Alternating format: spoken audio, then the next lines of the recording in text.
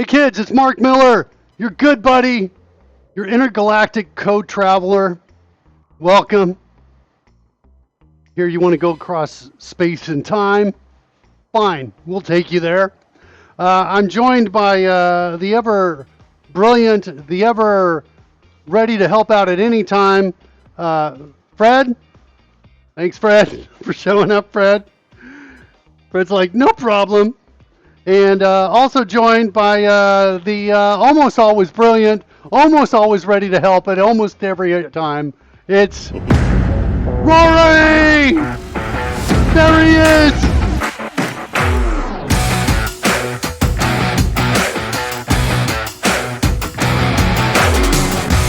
Oh, kids. Yeah. Bad news, I got a little bit of... Geniscu 7, where are you? We need your help! I think it was only under the yellow light. I think I'm okay. Geniscu 7 is in the first! Ladies and gentlemen, we made it! Whoa! Get out of here! Get him! Get him! Get him! Get him! Ah, my arm! My arm! My arm! Ah! Ah! Ah! How you doing, Rory? You good? I'm doing pretty good, my friend. Yeah. No you missing alright? limbs or anything like that. Yeah. Yeah, all right.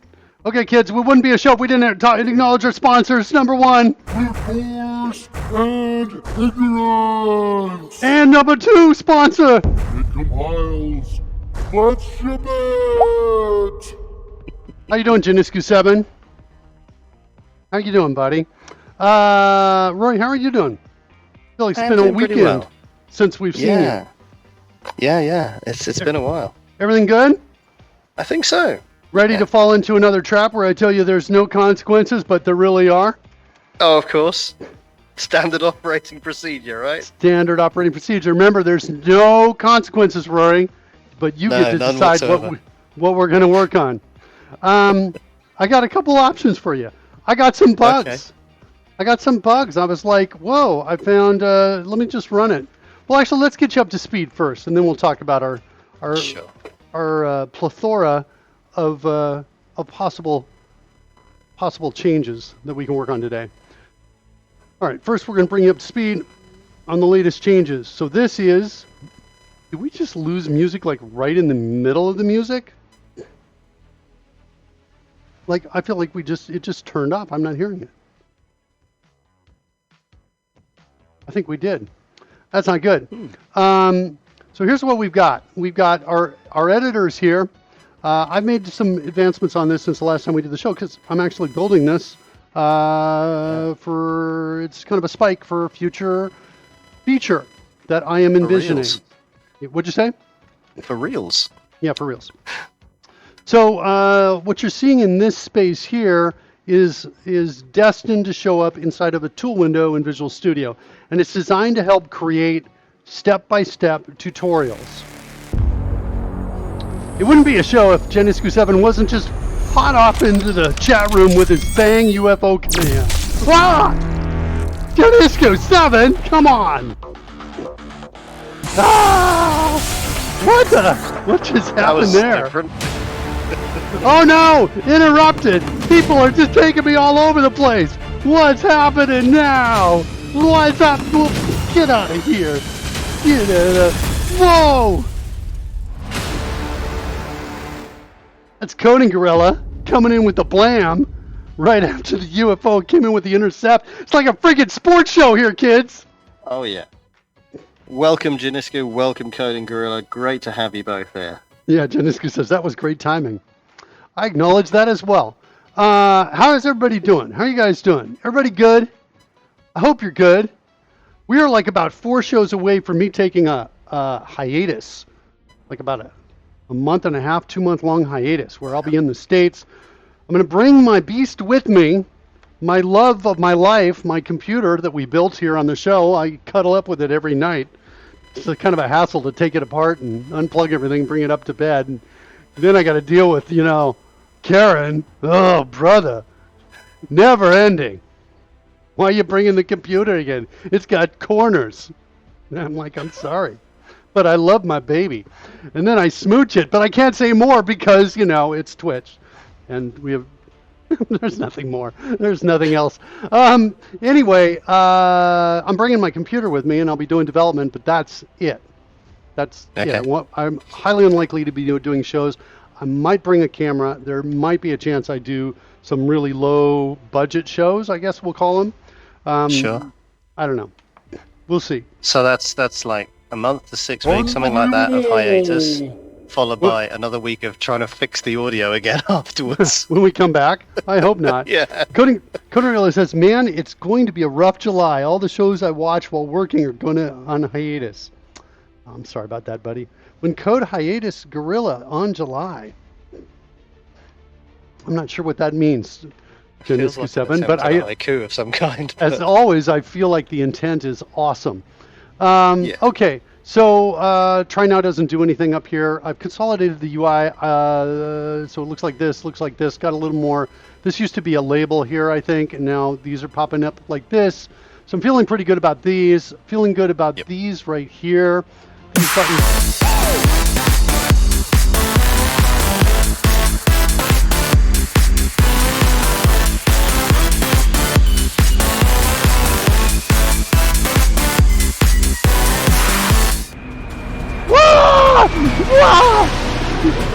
All the interruptions. You guys got me! Get out of here! Get some. He's in the house. He's in the house. I wonder if I don't have the. Yeah, I didn't think that was going to work. I think my only way out of this is to click on drone failure and then come right back over here like that. That's what I think I In have what to way do. did Bang RM not work? It didn't work because Mark Flies 2, I didn't refresh it. I got a slightly different color in my beard, and under certain lights, you can see through it. That's what's going on. I'm slightly distracted. Back over here to what we're building, what we've done. So I got these buttons up here at the top. I think we saw this. Oh, wait, hold on. Double click. Yeah, I made a change. This was actually kind of blowing my mind a bit. When you double clicked in a flow document, what we would really select is to the space afterwards like that. And I went in and got rid of that because that doesn't make sense in our world. We only want to do callouts for word-based delimiters. Makes no sense to include the space there. So callout, we add a callout. The callout text goes here. I added live update. Like this, so if I just hold on for a second, it'll do that, like that, and I added these properties down here, including the checkbox. If you check that checkbox, it'll add a press enter at the end, which is a common piece in the tutorials, Nice. because we press enter to go to the next call out, is what's happening. And until people get trained on it, I kind of am leaning towards putting that instruction explicitly in here, at least for the first time the call out comes up. And then the next time the call out comes up, people are probably going to be like, maybe I'll press enter. And if not, they may just move the caret or the mouse into the next call out like this. Now, I should emphasize for anybody who's seeing this for the first time, this is not the training environment. This builds the code that's going to go in Visual Studio and simulates parts of the training environment so that a training author can very easily, quickly create step-by-step training in the code. That's the idea. The idea is that it's just me speculating, but I believe that if we can create an easy to create, easy to consume environment for learning about code, that there will be demand for it, that people will want to use it. So easy to consume means whatever tooling you need is free. Easy to create means whatever tooling you need is free. And the UI is great. That's what I'm trying to do. So I'm trying to break through all of these things, because part of the thing is that you can't, it's the kind of thing that once it exists, I think demand will be there. I'm not sure. We'll see. That's why it's kind of a spike It's about too. removing all the barriers to entry that we can, making it the single simplest and easiest thing to just fall into, and just it works. Yeah, I got a set initial state button when this is hooked up live in the editor. Whatever file is active, we'll be able to copy all of its contents into here in the initial state. So when we click on set initial state, we'll get a confirmation dialog. Are you sure you want to replace the first step with the current contents of the active file? When we say yes, we'll get that in there. In this case, it's just going to do this because it's just some sample code right here. Mhm. I think you were here with me last time where we are automatically changing the height of this thing as we add and remove lines. Click on the next step button. The first step is different from the rest. I'm going to click on the next step button. There it creates a next step, so now I can get to the actual next piece of code that we're going to add into the training. That's this. These things are linked up here, so the linked descriptions are here, that sort of thing. The reason that's important is because I might come in and say, let's create another step here. We'll call this step 3 and give it content of 3, do the 4, give it content of 4, and finally 5, give it content of 5. And then so there we've got these pieces up here. The reason these descriptions are important here, let's call this step 2, like that. And we'll put the number 2 inside of here as well, like that. And then the reason it's important is because I've got drag and drop to reorder. So I can click here and drag up to here. Notice I've got a preview of where it's going to drop. See that little thing right there, that little bar? Yeah. I can't replace the first one. The first one's special, so I can't drop into there, but I can move these other ones around. So if I have step 1 and followed by 2, 3, 4, 5, I can pretty quickly make it 5, 4, 3, 2, like this, just by dragging these around like that. So 5, 4, 3, 2. And what's cool is this next step button, notice it's updated this text automatically to match whatever this description is. Yeah. Although, interestingly, does not yet add a next step to an end item dragged within a list. True. So that 5 isn't quite what we would ideally want it to be. But I can fix it by hitting this button and then deleting the next one it creates. And there it is right there. There's the 4 right there. Fair enough. So we can do that, although this actually is kind of now, it's Pudding! Come on! Come on, Pudding! That's so uncool. It's so uncool, Pudding. Apropos of nothing, perhaps pudding. Americans use the phrase pudding as a specific. In the UK, it's equivalent to the word dessert. It's the general term, right? So my question to you is, when you say, would you like some pudding, what specific are you referring to? Is there a particular default flavor, or? So in the States, what does that mean? Yeah. Yeah. So in the States, if somebody says, do you want some pudding, there is an implied pudding somewhere in view, or that we've discussed moments before. Okay. Or there's, would you like some pudding? What flavor? But it's very specific. So pudding means it's just like the stuff that gets poured on me in the show. It's that. Okay. Because in the UK, pudding's anything from ice cream to cake to whatever you might be serving. Again, there's the offer is something sweet, I guess. That's interesting. That's different from American version of pudding. Yeah. There you go. Okay. All right, cool. So that's kind of where we are. We've done a bunch of tweaking on it. Oh, I didn't show this. We create a call out here. One of the things that's pretty cool, in addition to the press enter, is if I drag this, see the angle there is 45? If I drag it like down to there, it'll change the angle for me right there. So really, really nice bit of UI there. So I can come in and say, okay, where do I want this? And there, here's the bug. Not quite there. Where's the angle that gets me the bug? You notice the dangle went away? There. See it? The dangle goes away. And I'm not sure I'm not sure what's going on. That's one of the bugs I noticed. It could be because of the size of this rectangle. The size of that rectangle is still kind of like here. It's not out like that. And I think that what might be happening is as it comes in, is that possible? Is that logical? as it comes in, it might be deciding it's coming in through a different, I'm not sure. There's something going on here that I don't like. I'll tell you that much. Dangle, Fred, are you okay, bud? Fred says he's okay. All right, he's just down under the road so he doesn't get hit. That's what's important. He's got to do that, right? It's an important show, kids. Yep. My dangle is broken. Yeah, that's right. The dangle is broken. So that's one of the bugs. Got another bug in this plethora of things. So that's this bug right here. Call out with setting as unexpected behavior. This surprised me and bugged me when I saw it.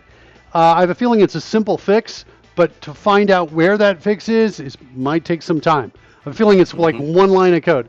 Here's the bug. Let me grab this. Grab this text. Pop it in there. Okay, like that. So there's the text. Now change the angle to like, or sorry, not the angle, the width, 240. Doesn't change. Notice? And then we go back to 300. Still doesn't change. Make it 350 though. Whoops, that's 250. 350. And it suddenly changes. 340. 330. 320. So it needs to be 310. at a certain distance difference, if you like, from what its current value is to have any effect. You know, a jump of 10 or 20 isn't working, but a jump of 100 will do it. 4, 3, 2, 1. So 301 is there, and at 300 it's there. That makes no sense to me. The width should be basically the guideline for what it should start to fit everything in, and for some reason that's not quite working. I don't know if there's a min width. Can you jump down to 200 and then back up to 350? Sure. 200 doesn't have any change. Really work. Let's go to 100. Now we start to see changes. And now large 90. jump to 350. Ah! Lasamat! I'm back for some tea. Hey, confusing Lasamat. Mark with my backseat coding comments. You better not, Lasamat. By the way, Jetsam, I don't think I said hi to you. Jetsam, welcome, buddy. Welcome Yes, into the indeed. show. We got Welcome. 4 shows left. Next Tuesday is going to be my last show, and then I'm going on hiatus for about a month or two. I'm going to miss everybody. You know? Well, we'll certainly miss you as well. I'm going to miss you, Fred. I'm going to say that you're going to miss me too, right, Fred? Just maybe a little bit. Hector! Hey, Hector. Hector HSC. Hector HSC. How you doing, Hector? Welcome. Can Rory take over during that time? Sure. Not easily. I'll be Rory's. So this one's bugging me. The width should totally make a difference. By the way, So can we just change that to 350? See if the size of the jump has any effect? Because I'm trying to work out now whether it's absolute values have an issue or is it the size of the difference you're trying to apply? absolute value is what it should be. That looks like the 300 would have Yeah, been. look, So, yeah, 300. yeah, okay. Here's 300, and then here's 301. There's something about this. Oh, wow. This guy right here. I don't get it. Now, if we go open up the ultimate callout solution, I don't think we saw this behavior. So there may I've be not the seen bug that may before, be no. in my code here, my client code that's consuming it. Here's the ultimate callout project we wrote before. Let's go run it. It's not feeling so ultimate in this moment, I'll tell you, with these 2 bugs in it. Wait, I just hit run. Build canceled. What's my problem? Theme got moved. Where's theme? Let's come over here. Go into project, edit the project file, look for a theme. It's in system. I moved theme to system. Call it system. Okay. So let's go look at my project. Is this it? Do I have theme inside of here? There it is right there.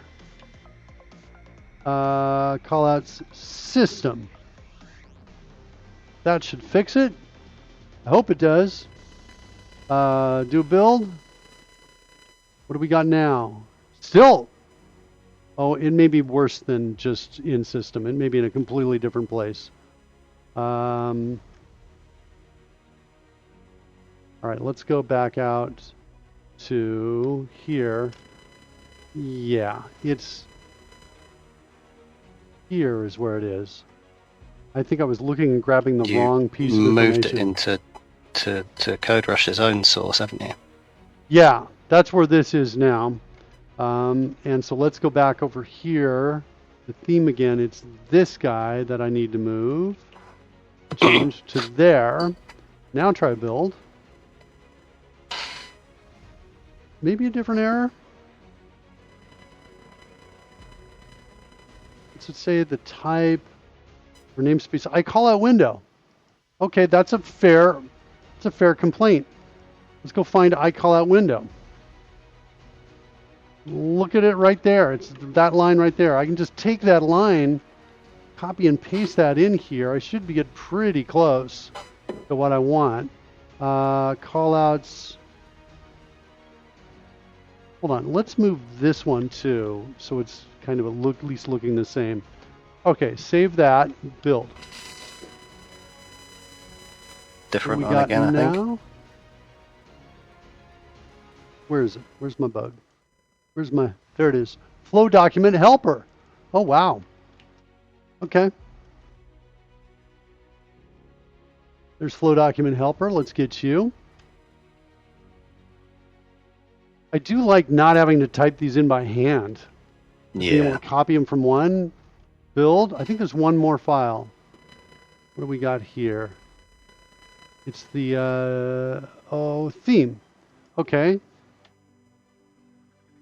All right. Build. Okay, cool. Now let's run it. There we go. Okay. Let's go get that same text that we have over here.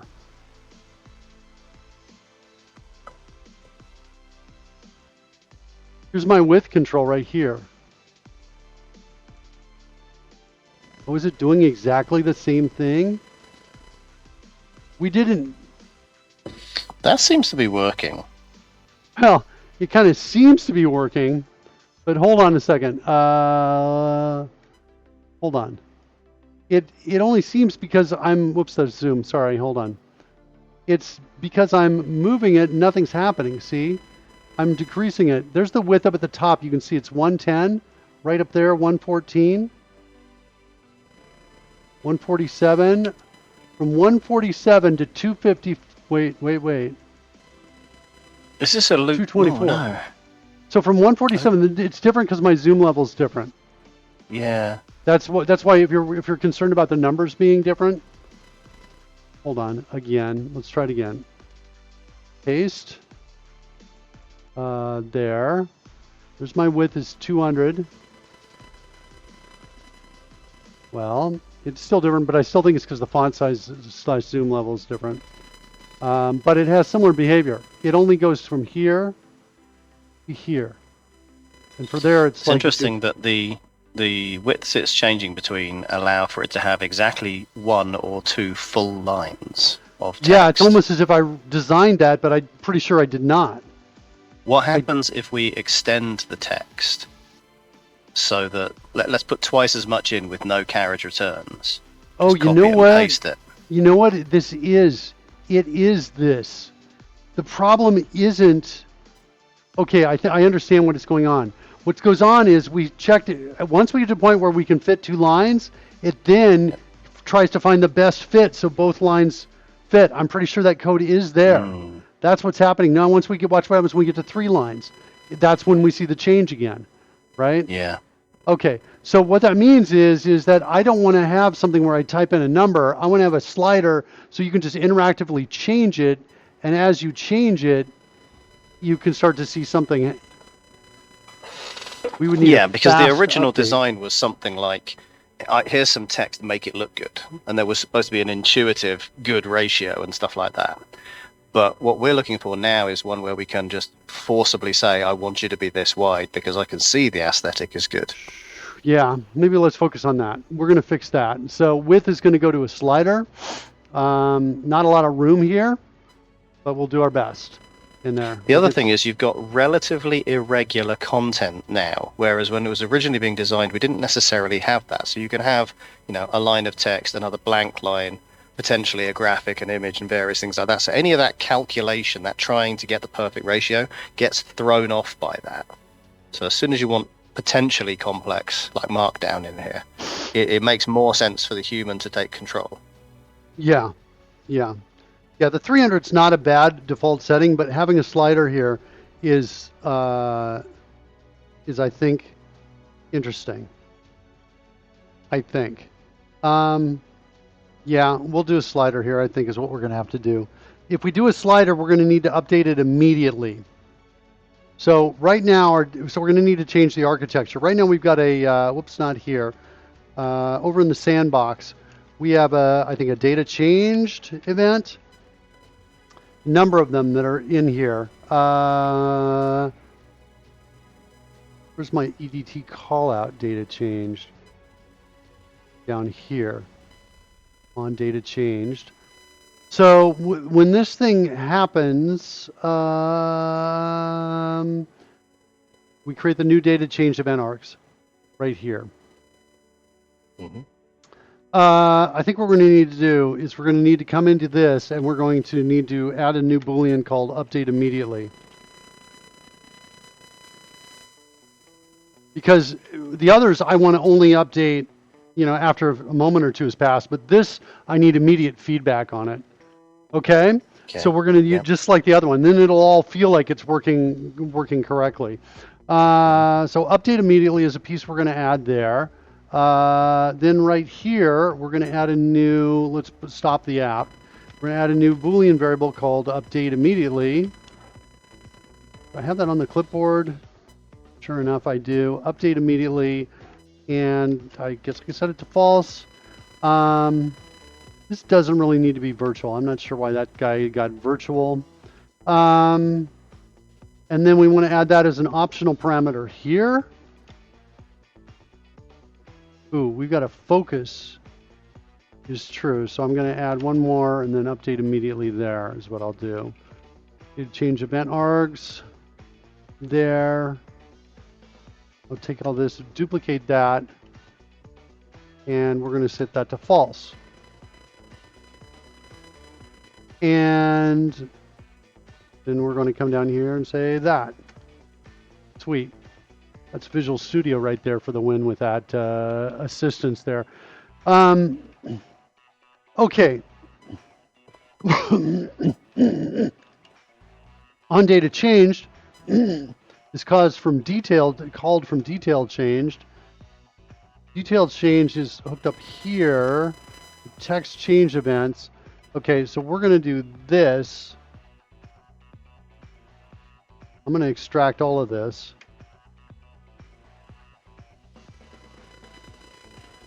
Do I have a name collision here with on detail changed? Looks like maybe I don't. All right, that looks good. I do have a call directly to this, which I'm going to switch over to this. Wait, edit call out, press enter changed. Yeah, we're going to do that. And I think what I want to do, any other calls to this? Let's see. Just the event handlers? Good. Okay. Whoops. All right. So next what I want to do is I want to add this optional parameter here. Update immediately is equal to false. Like that. And then we're going to come down in here. And I've got that update immediately parameter I'm going to pass in there. So on detail changed, it just occurred to me, I also want when the press enter change button, that's the checkbox to decide whether we're going to add the parameter. I actually want to update it immediately there too. So I'm going to do that. Now, the text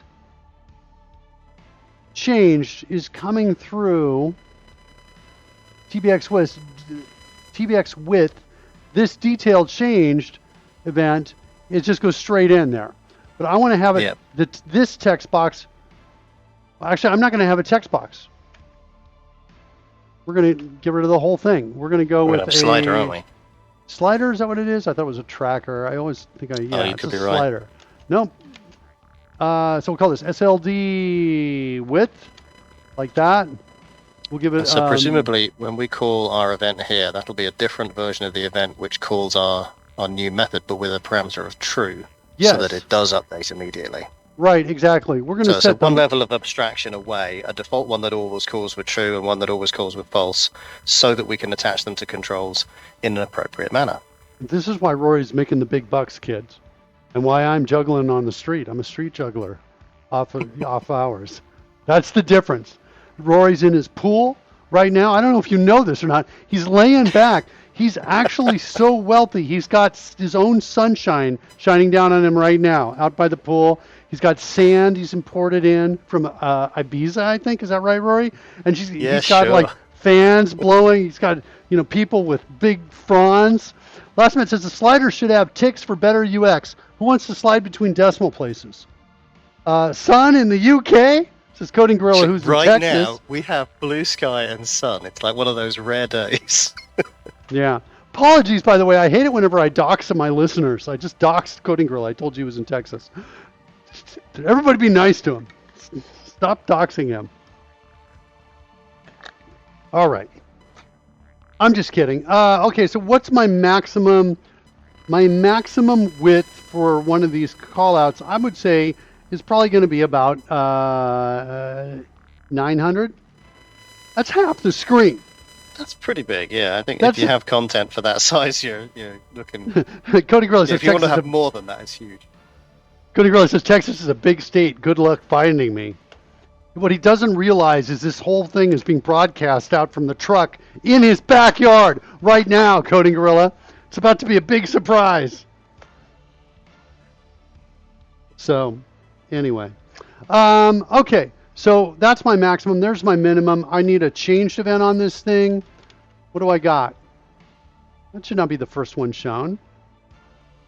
Isn't there a slider change? Is there a thumb that changes?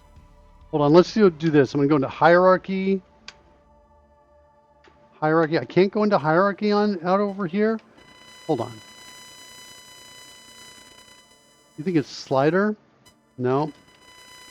Value changed. Value? Why didn't it bring it up when I said changed? It did it just down there? Okay. Fine. Okay. Anyway, there's my value changed right there. And now I want to do similarly on detail change like that. Now, somewhere in here we got code that's not working because I used to have a TBX width and now I've got an SLD width and it's got a value like that. And I don't need to call get double, which converts from text and gives me a default value. I'm just going to go in there and do that. Did I get the default value for this at 300? I don't think I did. Looks like no.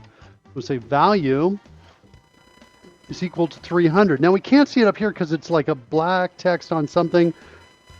Or maybe we can. I just need to set its width. Let's say width is equal to 200. How bad is that? It's not too bad.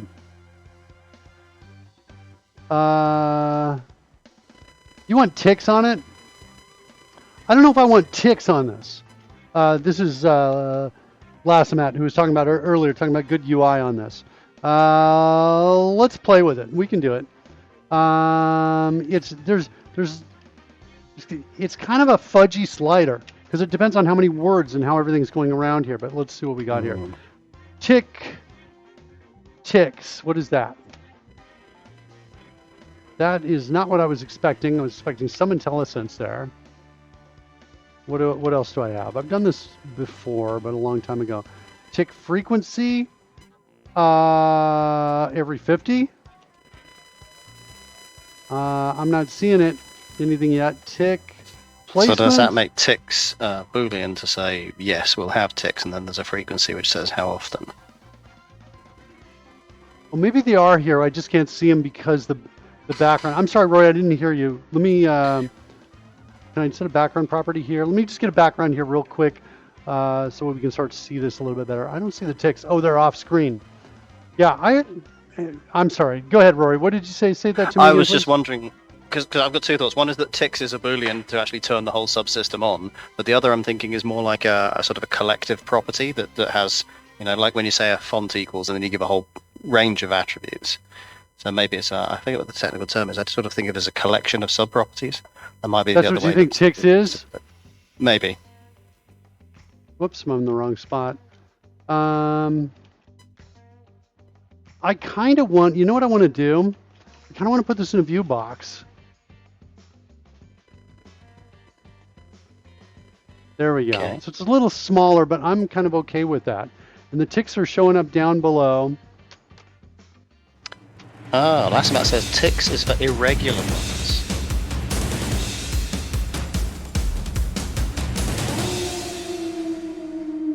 Flame creations!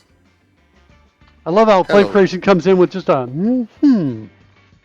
All right, where's that color choice I just added? That one right there. Let's get rid of that. Okay, so now the ticks are all in there. It's inside of the view box. Is that all we need to do? No, I think let's build. I think there's an error. One more error. Last amount suggesting is snap to tick enabled.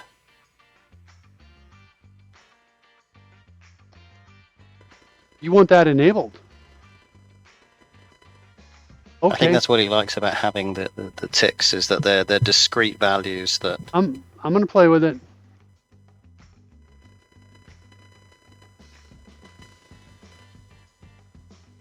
All right, so it is enabled. Now we're going to go every 50 like that. That actually could work for me. That could Isn't that work a for me. strange property name? Is snap to tick enabled? I've seen properties that have enabled in and others that have is in, but it's rare to see it with both. Not in WPF so much. I think you've also got is enabled. Yeah, it's the standard. Yeah, there it is right there. Oh, wow. Oh, Yeah. I've not noticed that. Okay, Yeah, fair enough. Every Boolean property that's a dependency property is essentially it's convention to start it with is. So, okay, so I think we can't quite run. We had a bug or a build issue right here. So this is going to become now SLD dot value is equal to math round of width, like that. Yep. All right, now run.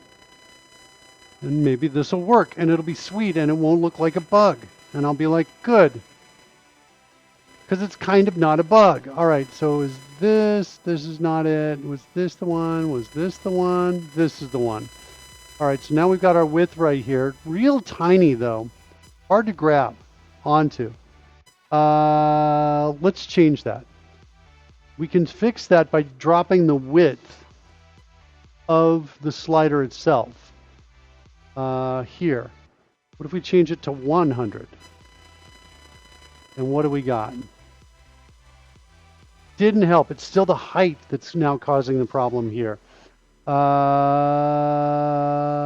don't have a height on the stack panel.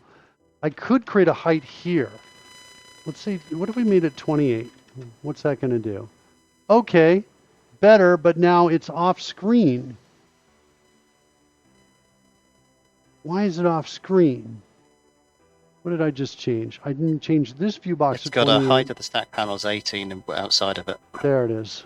Thanks, Rory. That was it right there. Okay, good. This, I don't like that. This guy, I'm going to change that. Lasamat, all because of your dang tick marks here, buddy. All right, let's fix the text box. The text box that says angle. We need a height on this. And I think I'll try to make it 18. Yeah, we doing with that? Not good. Now we have to align it differently to get it back in play. Vertical alignment is equal to center. How we doing now? Not any better. Did not seem to react to that. Yeah, you're right. Oh, it could be because this guy needs also a vertical alignment equal to center. See how are we doing now? Okay, a little bit better. This is just Yeah. it's a mess, to be honest. I said a little bit better. The width now needs to come down to roughly this. Well, it's a bit strange, isn't it? I'm not sure. We'll It get looks it. bad because it's not the same as angle. But Yeah, if you we'll bring get it it. down, then I want to get the text box first. Sorry, just to be clear, I'm going to go after the baseline here first. I want the Okay, 4 and the yeah. 5 down just a little bit. And while I do make all these changes, I'm like, how much trouble am I in if we start supporting 4K monitors and different font sizes for this tool window? I think I'm in a lot of trouble, is what I think. But I'm like, right now I'm going after it because I want it to look good right now for this. And I will face the music later on, when I get into that trouble. Okay, so this text box for the angle needs to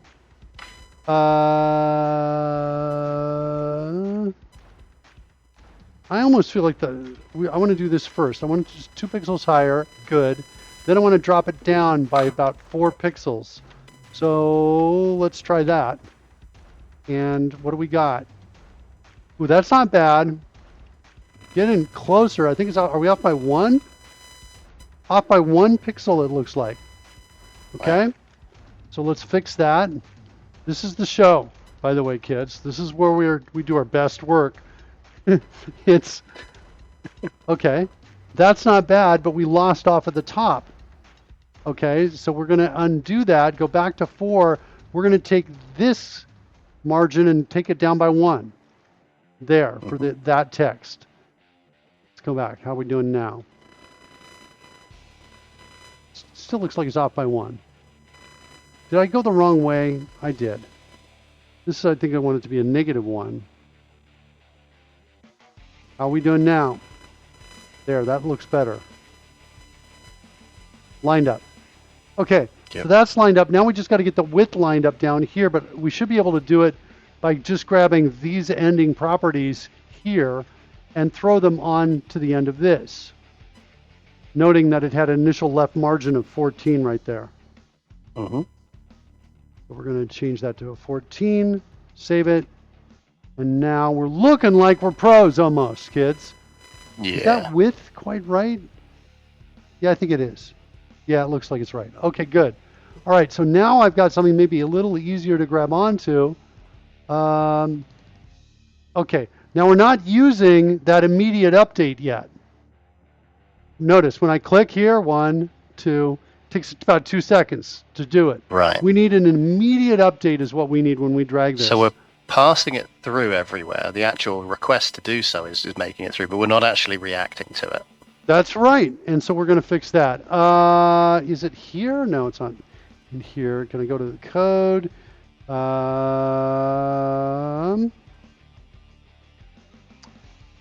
want data changed. Hey, listen. What, Lasamat? What am I missing? Most important is that you can hide the tick marks but keep the functionality. Oh, that's a really great idea. I didn't even know about that. Let's try that. Also, I just realized one of my apps for telling me when Lasamat and other people in chat room are talking to me wasn't started. I just started it and now it's up and running. So I will hopefully at least listen without you guys having to redeem anything. I don't think I checked in with you, Flave Creations. How are you doing, buddy? Lasamat, how are you doing? Going off rails. Defines is here. Defines, how you doing? Hey, Defines. You know what I feel like when Defines shows up, Rory? I As feel if like you've got somebody behind you peeking through I the feel like curtain. taking a walk. Oh, what's all that? Oh, it's a kid! Hey, get over here. I'm walking.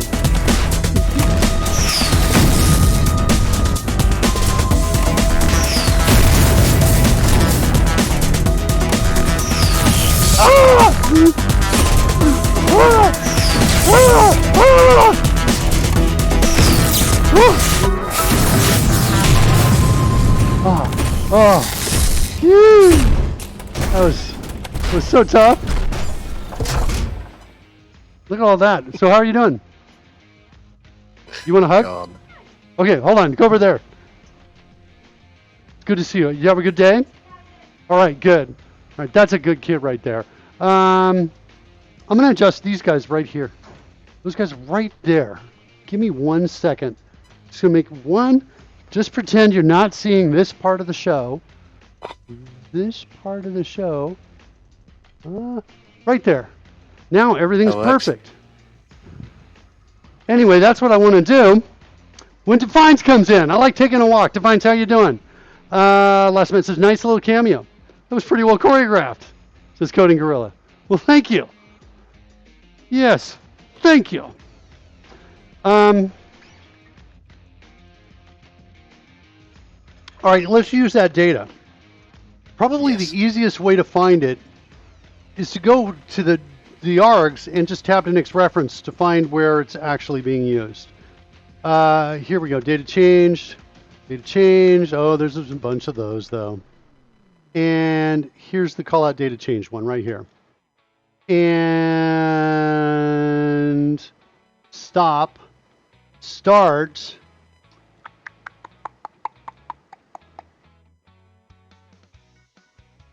And I think I want to do this. I think I want to say, hey, if EA dot update immediately, then I want to do something. Not sure what that's going to be, but let's see what happens when the timer's done.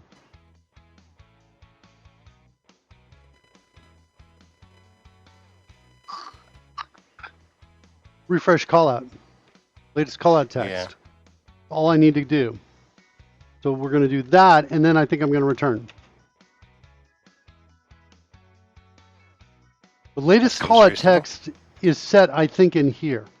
Yeah, there it is right there. That's where we get the latest information.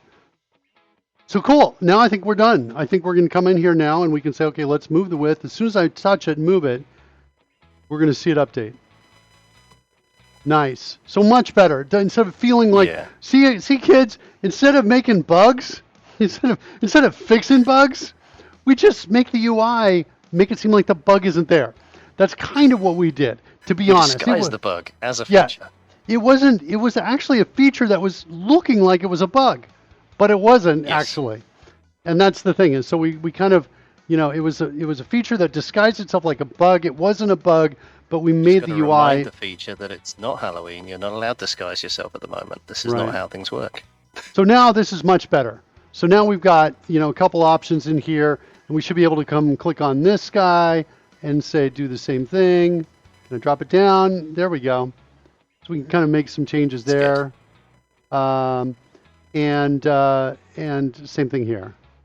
So my only question is that we know that you've got a maximum of 900, and that's definitely not 900. Yes. I should stop it. I should lower it, is what I should do. To like 600. Because what's happening is that I'm dragging a lot out here and there's no change, and I want there to still feel like there's change. The reason this isn't any different is because this is a paragraph with a hard return, so there's no way to get more data to the right. Right. Yeah. So I've got another hard return here and then more data. So that's what's going on there. Let's change that real quickly and see how it feels. That's an edit callout, which I don't see here. Can I right click and say view designer? I can't, because I guess I've got these linked pieces in here. All right, there we go.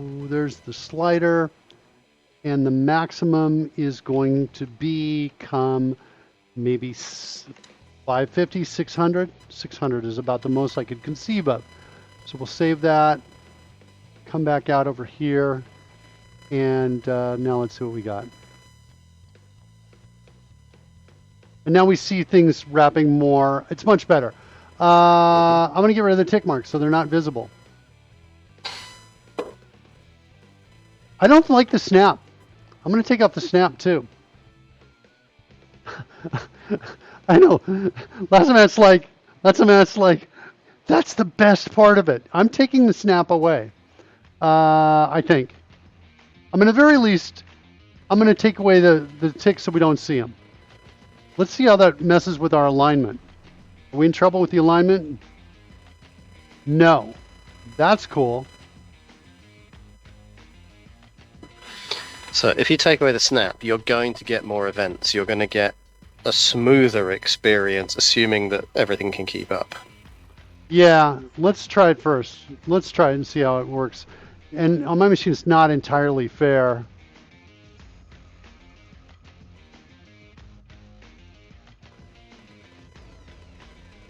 It feels slow.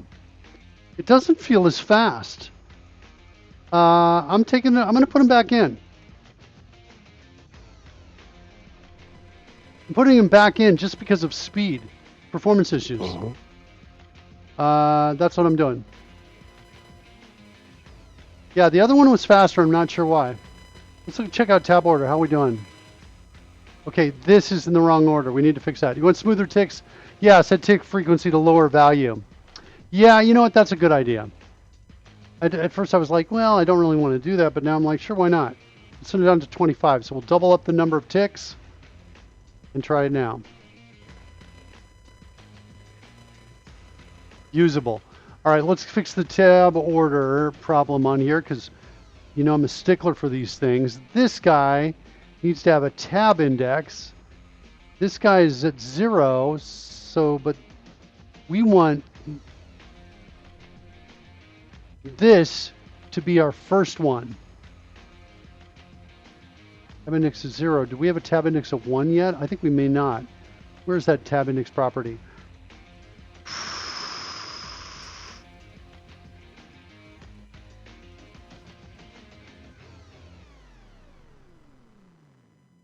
Let me do this. Oh, there it is right over there. Tab index of 2 is for the angle. Yeah, it looks like I'm not using tab index of 1. So let's try that for this guy.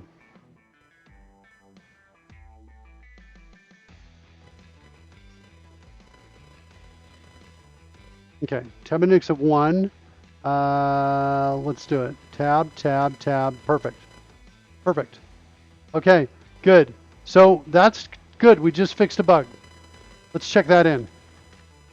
Nice. Get some stuff done, kids. All right. Yeah. We're going to say fixed width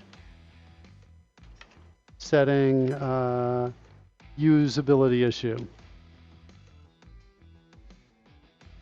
Like that. Good. Also added immediate update option.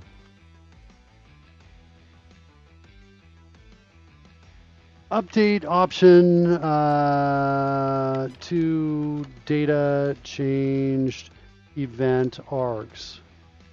Like that. All right, commit. All right, I feel good about that. Yeah. All right, so we did a bug fix. I'm not sure we want to go after the other one. This bug, I'm not so sure about. The reason why is because I don't think this makes a good show. I think it's a bunch of me being like, I'm lost in the woods of my code. And it's a bunch of you going, oh, Miller. And so I don't think I want to go after this right now, unless you're like, Fair all enough. like, I know where this is, Mark. I can find this and solve this for you now. I'd love to be able to say that for you, but I think you're right in your comment that it's the best clue is that as it approaches this rough angle, things go wrong. Unless we've got a way to recreate that particularly quickly and accurately every time, then yeah, it's not so easy, is it? We kind of do have a way to do it. We could investigate. We could at the very least investigate and see if it feels like it's a forest and we run away. Here's some other things on my to-do list here. Let's put on here persistence. I think I've got persistence on another bigger page. Error checking. Mm-hmm. Error checking is kind of exciting because that's all new architecture. Basically, the idea is that I have a list of a bunch of potential errors that we want to look for when creating online training content or Visual Studio training content. And hold on, I want to check something. I'll be right back. No, wait, yes. Hold on, kids.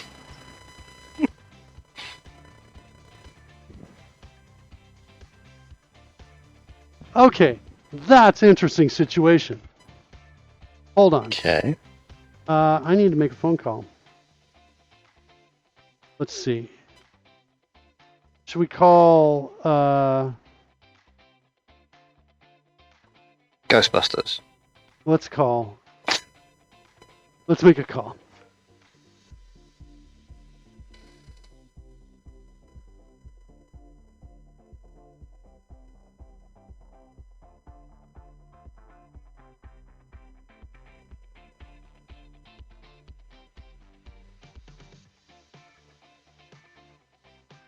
No answer.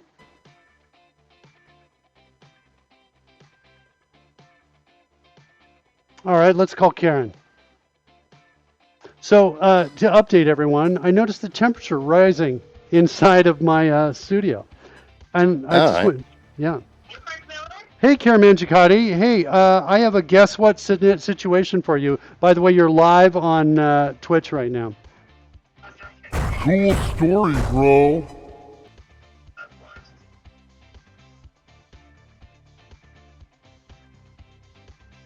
Yeah, you sound like a robot. What's going on with your voice? You mean this? I'm your robot girlfriend. There was something. No, you sound. Downstairs? Yeah, here's the problem is I've noticed the temperature in my studio rising slowly. And so I checked the ventilation system for the air conditioning, and the door is closed. And furthermore, the door is locked with only one key to open it up.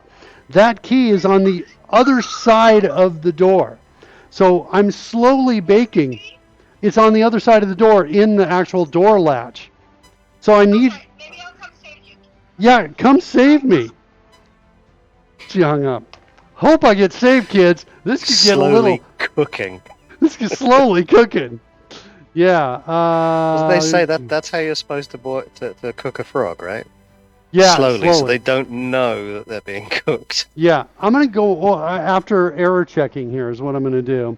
Now, the only trick is, will Karen know how to turn this key? It's an old kind of skeleton key. It's a little tricky. Is she going to end up... Oh, did she get it? Let's see what happens. Oh, it's getting worse. I hear noise. I hear noise outside. You did it! There we go. No, I just need when you leave, I need this door closed over that so the hot air doesn't come back in. Wait, come back here. You're not taking over the show. Get back here. This is my headset right here. What are you doing? All right. No, I'm trying to... Time to refactor, kids. Hey Karen, how you doing? It's refactor. All right, fine. Don't be an idiot. Okay.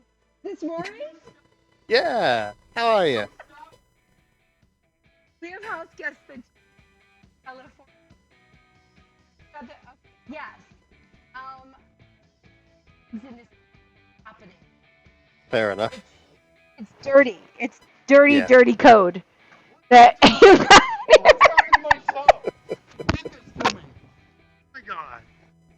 Oh my God. Let's be professional, people. Yep. Now we got the professional here to fix Mark's bugs. Okay, so I'm kind of going after this.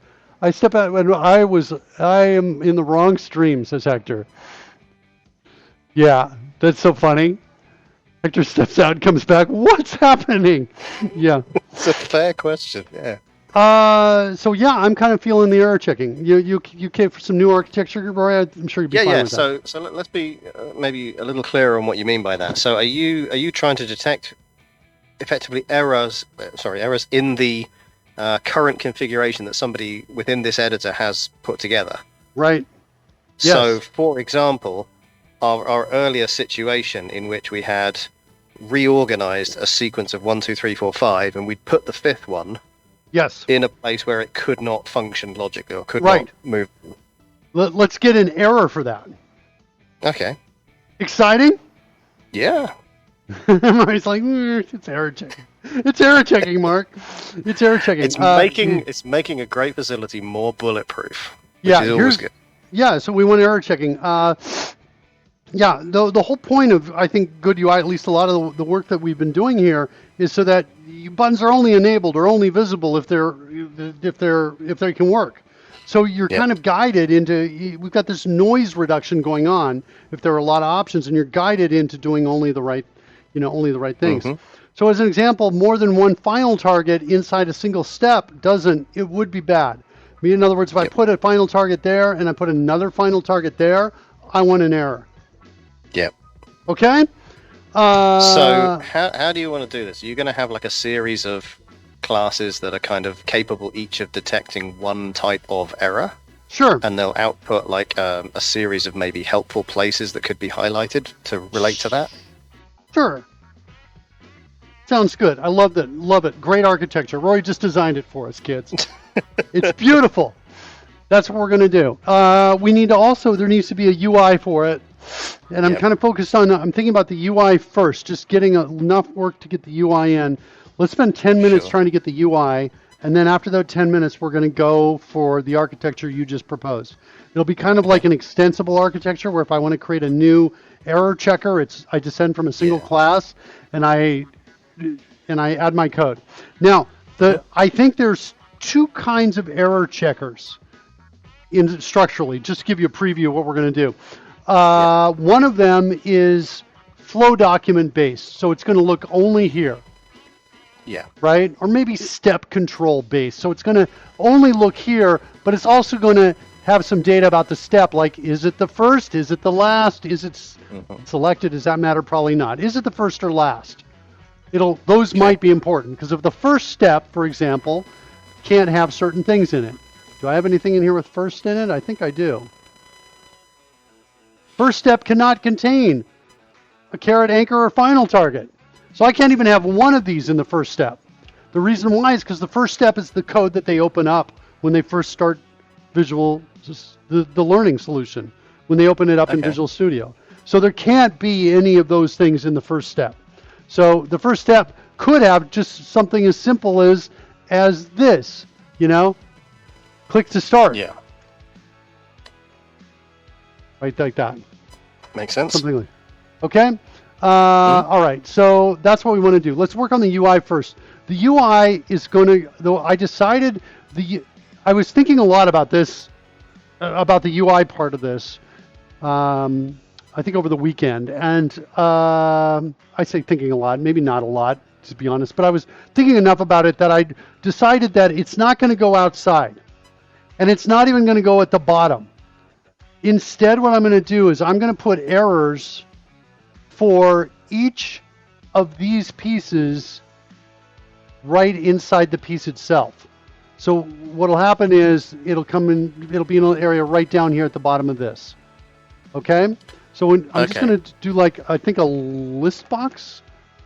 As I say, if we analogize back to Visual Studio, we get an errors list. There's a tool window that we can have. Yes. You're going to place the tool window within each step, at the bottom of each step. Yeah, so if a step has errors, you'll see it. Now, if the whole sequence has errors, I think I'll try and plug those errors into a particular step, I think. I'm not sure. I'm not sure how I'm going to do that yet. But that's what I want to do. Yeah. I just think it's going to be better to have the errors close by, because once you get rid of the error, all that goes away. Yeah. Okay, so let's add it. So first thing we want to do is go to the step control XAML. Do I have a view designer here? No, I should learn by now that it's not in this solution. I can't do that, navigate as quickly as I want to. There it is right there. Let's go look for doc.bottom. We'll see which ones, or no, it's just bottom in quotes.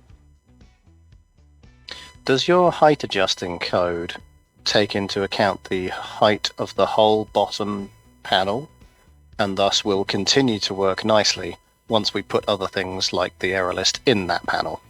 No, I'm not gonna put it in the panel. I'm gonna put it in a separate thing that I'm gonna make disappear. I'm pretty sure. I'm not gonna put it in here. So we're gonna have to make it work with it. So let's see. Border drop after. Okay, so this is for drag and drop. I've got to add one more to just demonstrate it. Border drop after is that one right there at the bottom. See it? That guy? That's border drop after. Border drop before is the one on top. Okay? Yep. So border drop after is there. Then after that, we're docking the panel stretcher, which is this thing right here. Okay? After that, let's see, what's the next one?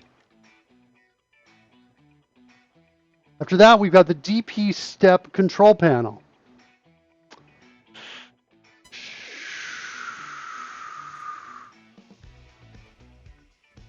Yeah. And then after that, we're going to put our, we're going to put our error checker. Do I really need this to be a dock panel? I don't think I do. Errors, error list errors, LST errors. That's what we're going to do. Final answer, list box, like that. That could be enough right there. Let's add just a couple items so we can see it here. List box item. 1. Can I do that? Oh, I can't really do it. I got to do content is equal to 1. And then I can do a 2, 3, 4, 5, like that. All right, now let's see what we can see. Do we see it? Sweet. We see it in every single one of them. Yeah. Now, let's make it, let's hit this button here, and now let's make it so we take that into account, its size. Here, is that the only time we're using it? Yeah, only in one place. So logic would follow that we just do this dot actual height right here. And it looks like I need to restart. Let's try one more shot at that. Can I do it? Yeah, I'm going to rebuild. All right. Stop and rebuild it.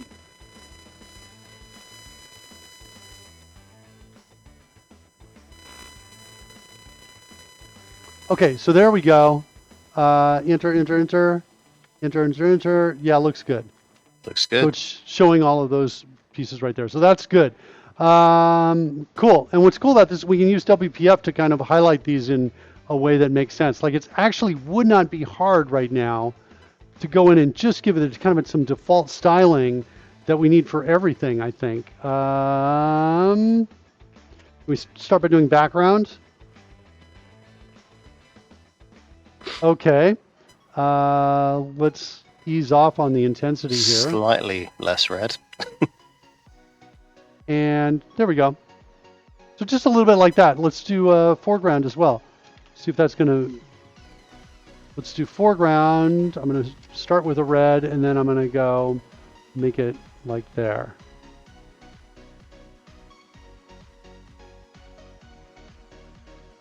And see how does that look? Did it have an effect? It did. It's a little bit of a tinting there. All I really care about, just a little bit right there. The selector is blue. I'm not sure I'm into that so much. Okay, so now architecturally, so that's great. Architecturally, let's actually set the visibility on this right now to collapsed for a second. Good. And by setting it, it didn't change it, but if we make any change here, it updates again and now it takes that collapsed state into account. All right, architecturally, what does an error look like? I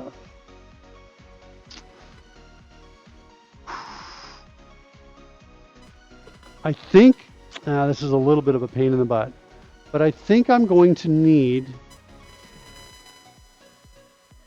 I want to lift this up a bit. I'm going to expand these so I can see this. I think I'm going to need a new folder in here. Error checking, if you will. And we're going to need to kind of start creating some files. It's not easy to create files in here because of the way I've got these linked files in. So what I'm going to do is let's start by coming in here and say open containing folder. And tool window.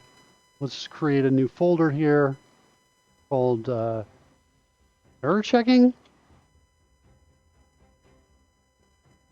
Like that. Let's grab a file, any file, and I'm just going to copy that one, go into error checking, and I'm going to paste it, and I'm going to call this one training error. So we're going to have a class called training error. We're probably going to have something called error checker.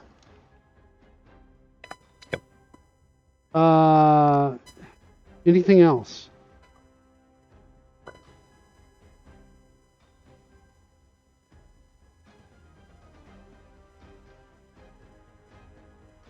We could just create training errors as we find them. Well, we're going to have descendant specific. We're going to have specific training errors. So this is going to be a base class, I think. And then we're going to need to create some descendants of it. So let's kind of build these right now so we just get them out of the way. This descendant is going to be, well, at the very least, we'll do one, which is going to be more than one final target. More than one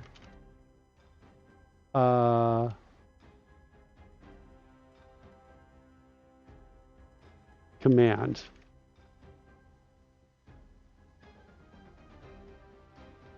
Or maybe better to call it multiple singletons. Yeah. Like that better? All right, so we've got a base class, we've got a descendant, we've got an error checker. That's what we need to get started. Now we're going to go and modify our two things. One is we're going to modify the CodeRush source code to use these. So we're going to go in the Solution Explorer over here, and we're going to go into error checking. And I think I'm just going to right-click this and say include in project. That is easy and sweet, like it should be. On the other side of things, in our sandbox that we're using so that we can make a lot of quick changes and compile and run, all of that, our only way to do this is to come in and edit the project file. And let's see, what were we close to? Tool window. We were in the tool window here. So this is close to that. So now it's tool window, error checking, like that. And then that's, whoops, hold on, I had something linked there that I didn't realize. Tool check, still? Okay, error checking. And then inside of there we want error checker.cs. That looks good on both sides now. Then we're going to come down here and go with the next one, which is multiple singletons.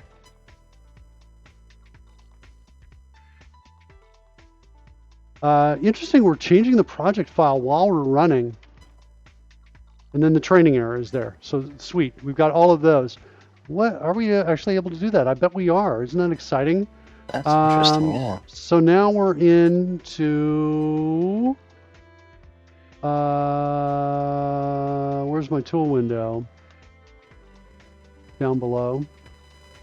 Training builder, tool window. I don't see it. We're going to have to stop. Stop the app and then it shows up. There it is. Okay, now it's here. Let's open each one of these up and get rid of what's here. And instead replace it with a new class here. This is going to be the error checker. And let's get the next one up. Multiple singletons. And I could just use a CodeRush refactoring here, which is rename type to match file. like that. And then training error. This is our ancestor class. Yep.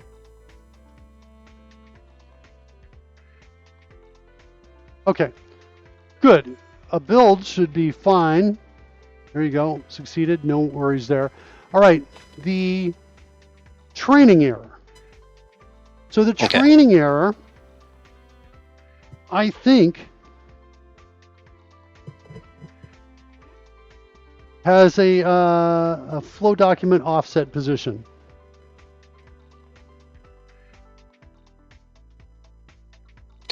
Is that for the position at which the error has been found?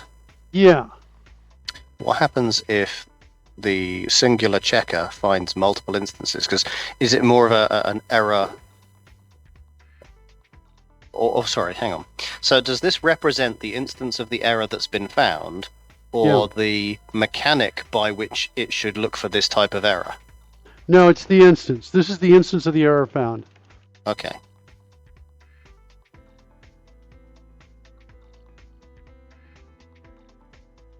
So I want to be able to click on an error and then have it go to where the problem is. Yes. That makes sense? So we're assuming there's a start and a stop. Maybe we're going to just change this to offset start and stop, or maybe make it be start offset, stop offset. That's where the error is.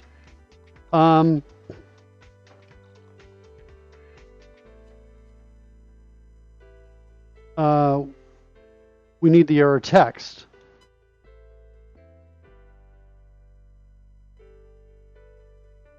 Error message. Mm-hmm. I suppose we could play with this idea of severity.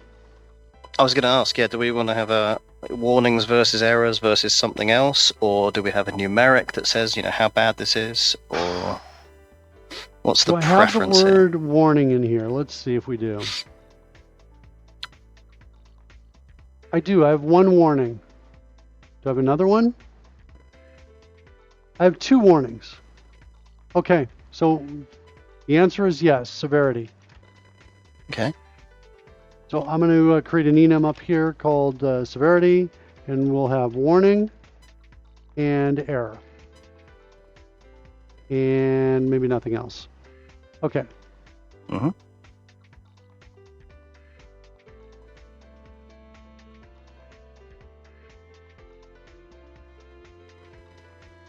Okay. That's that.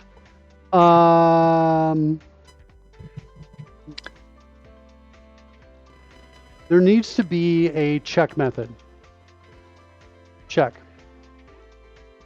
And I know this is going to make some folks cringe, but there's not a lot of great ways around this, so I'm just going to deal with the cringing here. We don't have the ability to really isolate this out into its own model. And the reason why is because the flow document doesn't support data binding in any kind of rich way. And so also yeah, I'm even cringing as I try to explain this. So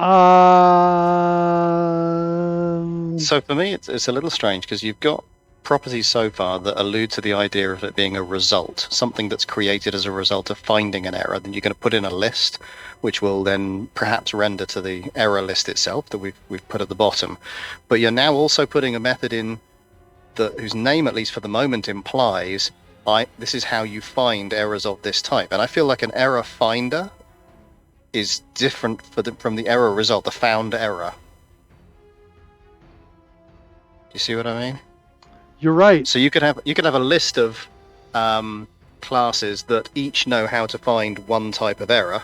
We loop through that list. We tell each error finder to go find whatever type of errors it has, and it returns one or zero or more errors, which are I think it's just error result. I was thinking this was going to be an ancestor class, but now I'm thinking it's just a DTO. Yeah. It's just a DTO. I'm with you 100%, Rory. Good suggestion. Okay, so now I'm going to go back over to multiple singletons. This is going to implement some interface that's going to do the check. So we'll have the method here called check.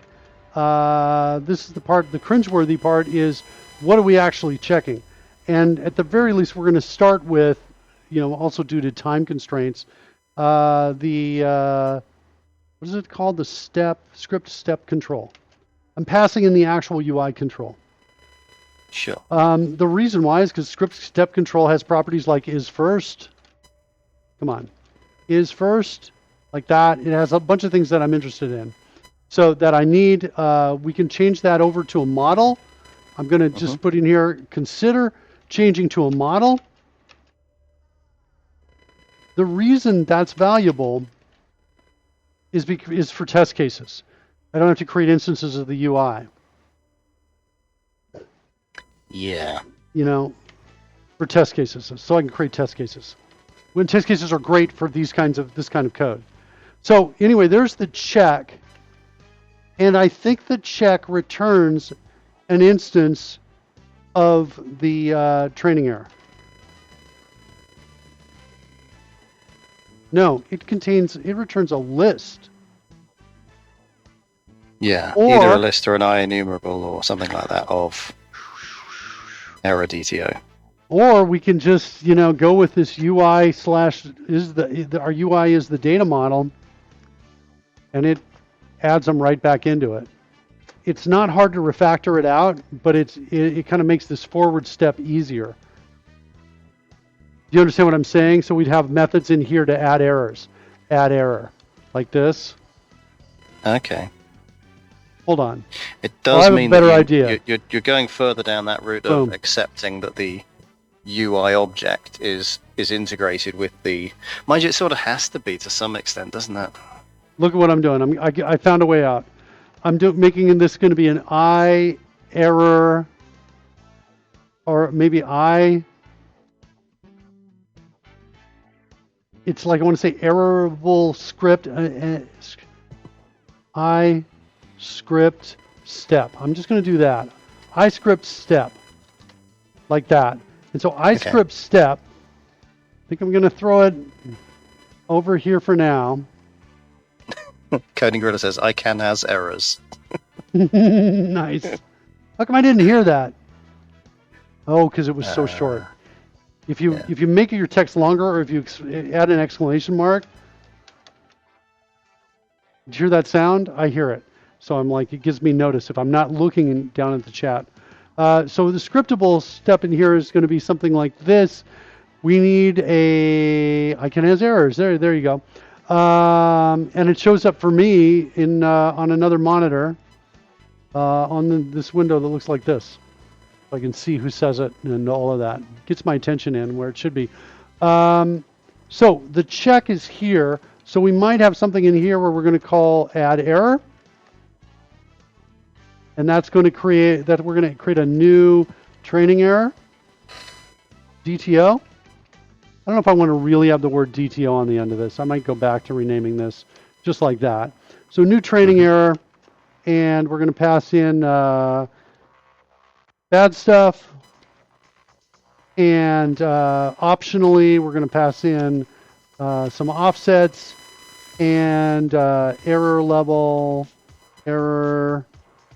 what is it? Severity. Sorry. Yeah. Severity dot, warning or something like that. That whole thing is going to be a new local there. Let's fix this.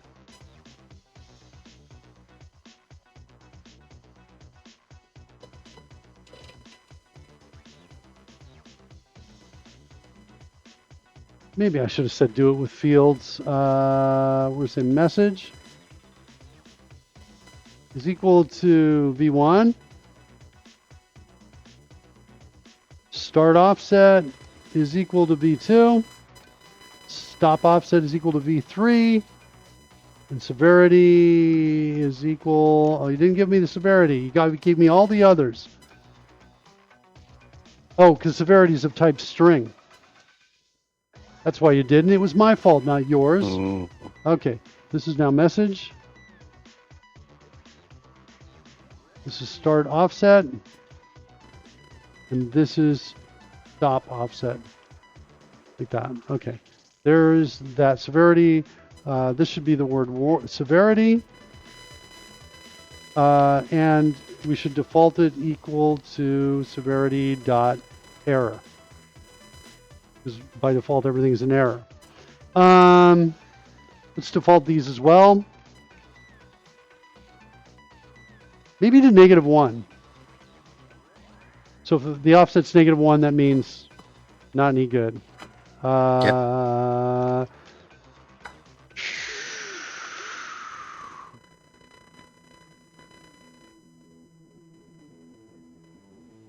No offset. -1. Let's go fix these down here. Okay, there's our training error.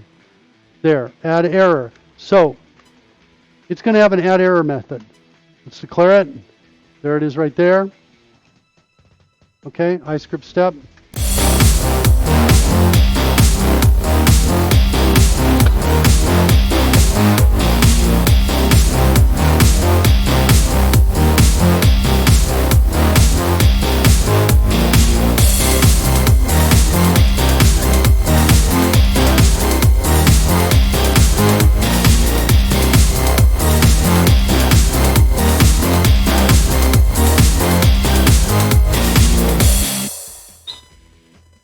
Thanks, Genesco 7. I needed that.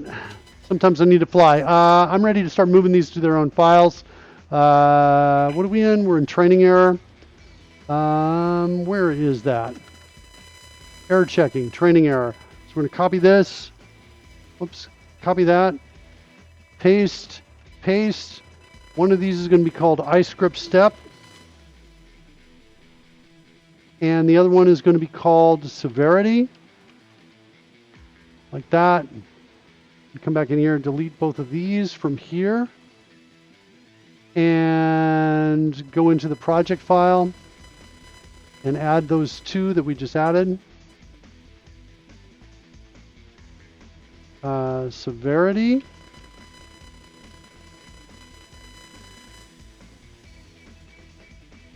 Hold on. That changed something else, didn't it?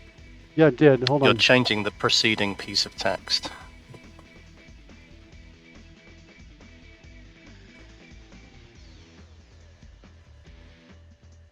All right. After severity That's better. comes The interface, I iScript can't remember.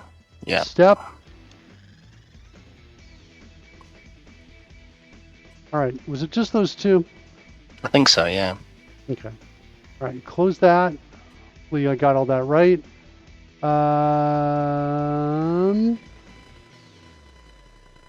You've modified one project file, not the other one.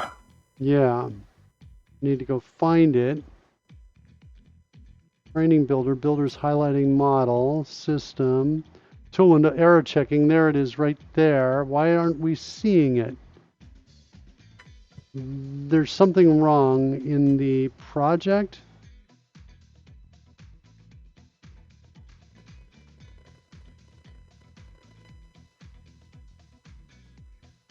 Error checking severity could not be found. Let's see what's wrong with what I've got here. Tool window, error checking, severity. Let's go look at it.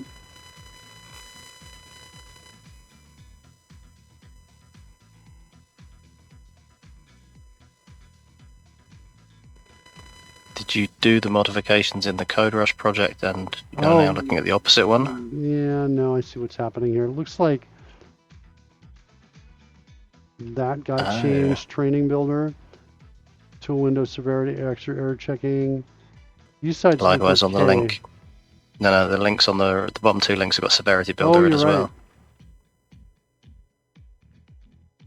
Wow. Okay. Subtle though. Yeah. Let's see how we doing. Now And then we see pops them up. out here. Yeah.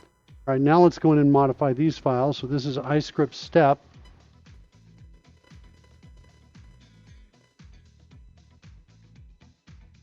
So iScript step is there.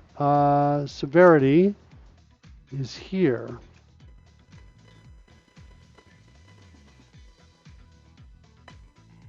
And that might get us a build.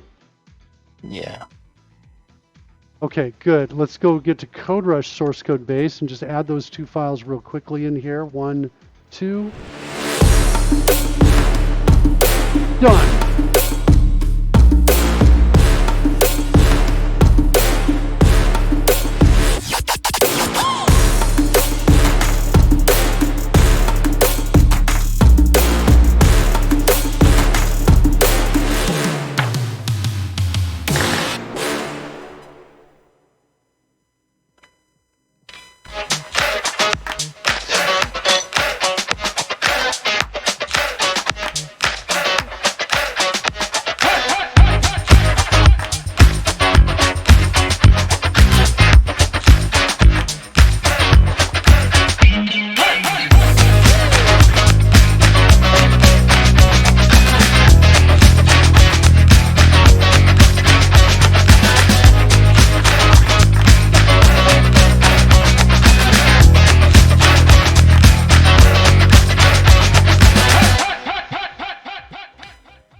You know, I feel like all these parties are trying to send me a message. Unfortunately, that message is it's time to go.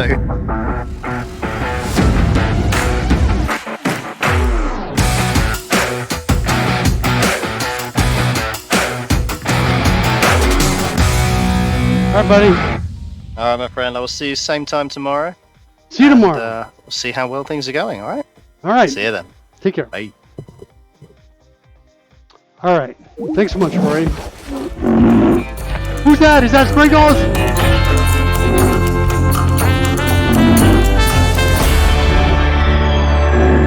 Sprinkles, Battle Unicorn, coming to help us out. Thanks so much, Rory. Rory's like a battle unicorn. Okay, so let's go back to what we're looking at here. Well, this is CodeRush. Let's go back to this guy. And we're starting out, we've got add error in here in script step control. We need to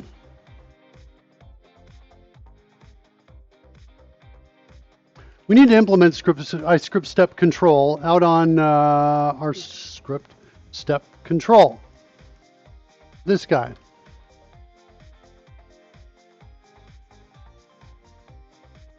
Let's implement that.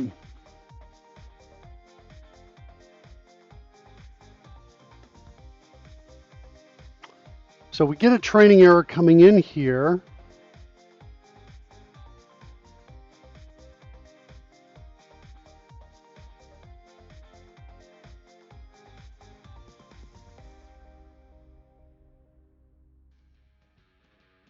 I'm just going to do it like that for now, just real simple.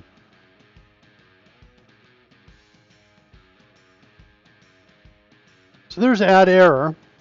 I think we need to clear errors.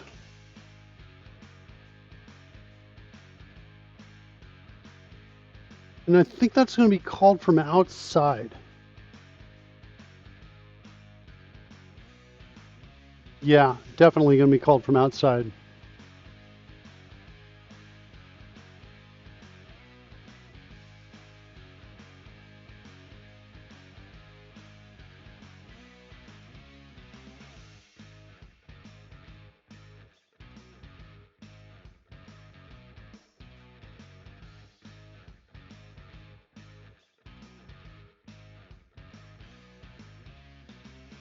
And we're just going to do items.clear right there.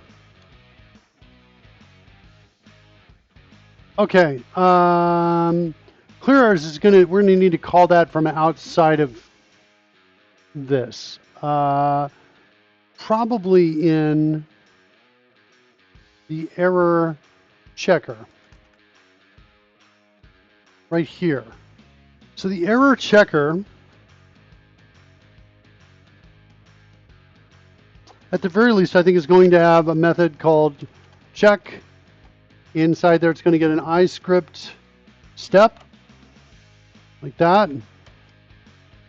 And then in that, it's going to, script step, it's going to say this dot clear errors first.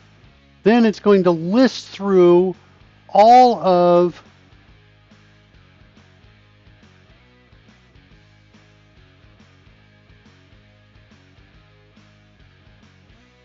these guys right here. And these guys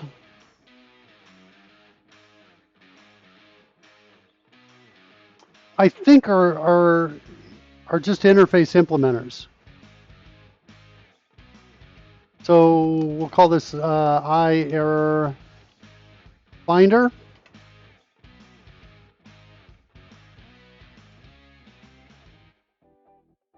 Might be faster to implement this to do an extract interface here. Uh-oh, did it put it in its own file? Where did you put this? I don't like that. Yeah, okay. We'll go back to this. I error finder.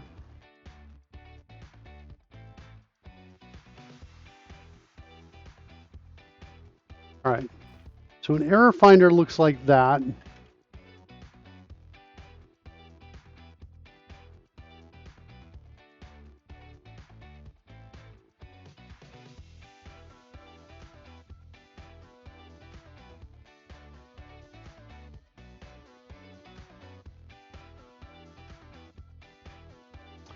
And at some point we need to essentially find all of these and register them. So we've got all of the error finders in here. Let's go back over to our error checker. In here we're going to have a list of the error finders.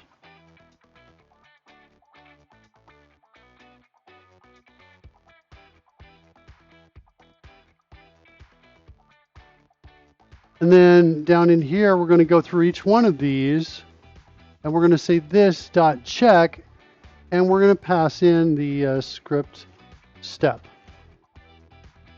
like that. That's feeling better.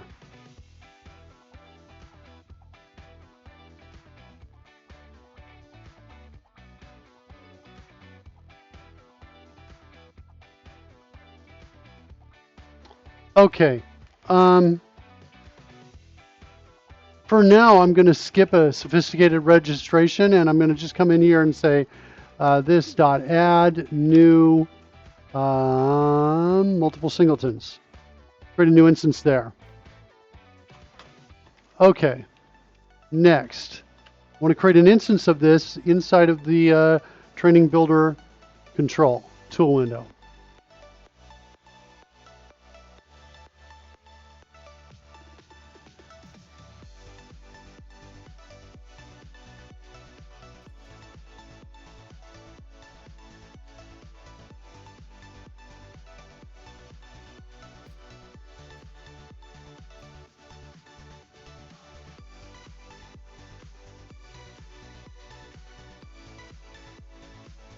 Okay, next we need to check for errors at the right time.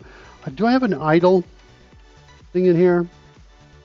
I don't. Where do I have idle?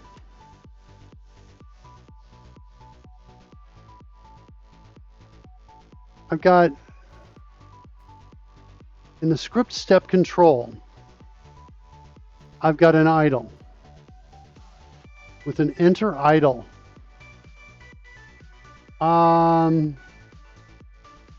Let's rename this to on enter idle. And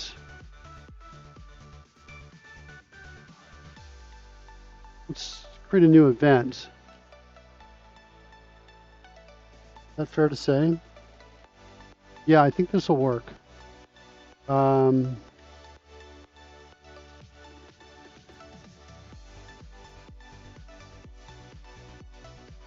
Create an enter idle event.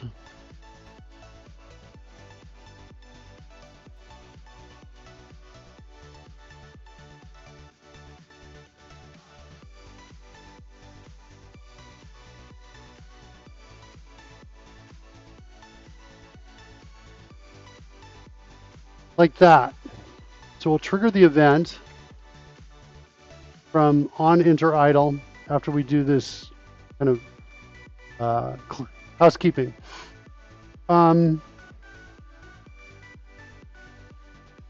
Next, when we create a new script step control,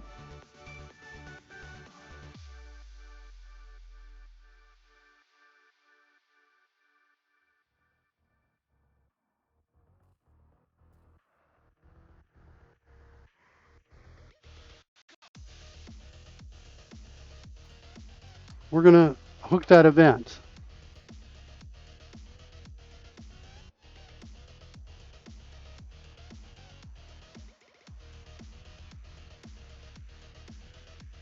When we enter idle, we're going to check for errors.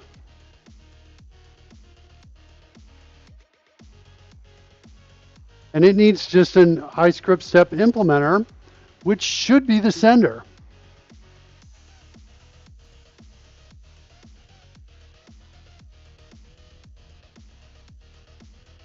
Why is it so far away? There it is right there. Okay, let's set a breakpoint here. Let's see if we can run this.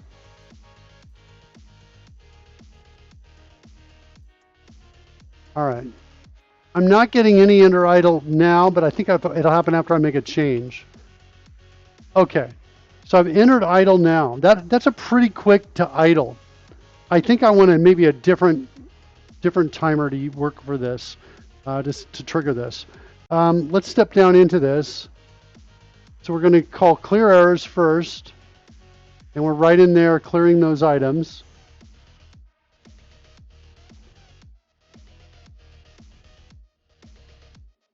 And so we're now going to come in here and check. And now we want to do some checks on here. So we want to do basically say, well, I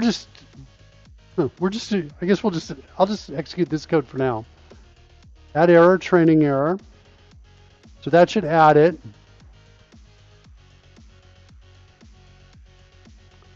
After we do that, then we want to go into the error finder. Oops, sorry, not there.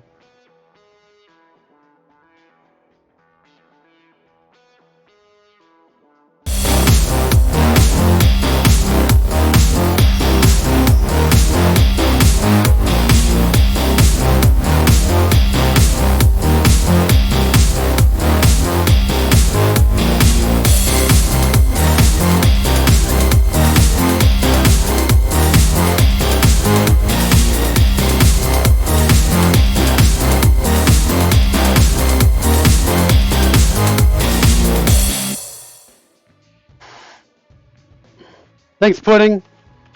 I think there's a mistake I made in here.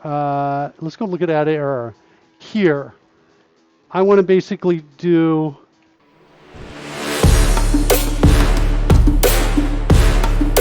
now that Rory's gone, we can just do whatever we want, right?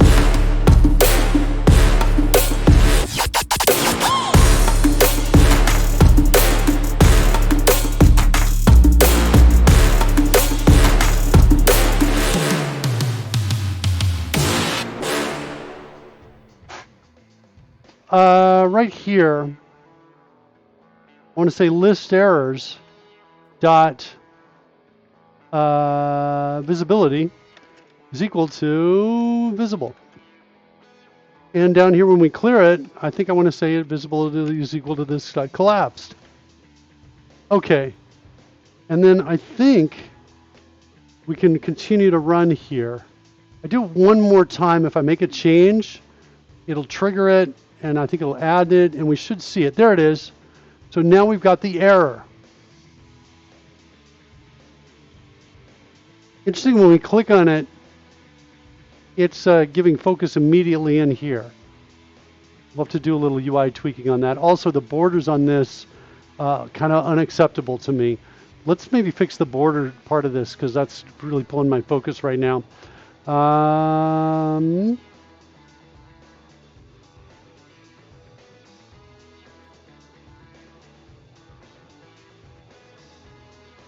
Is it enough to just say margin is 4?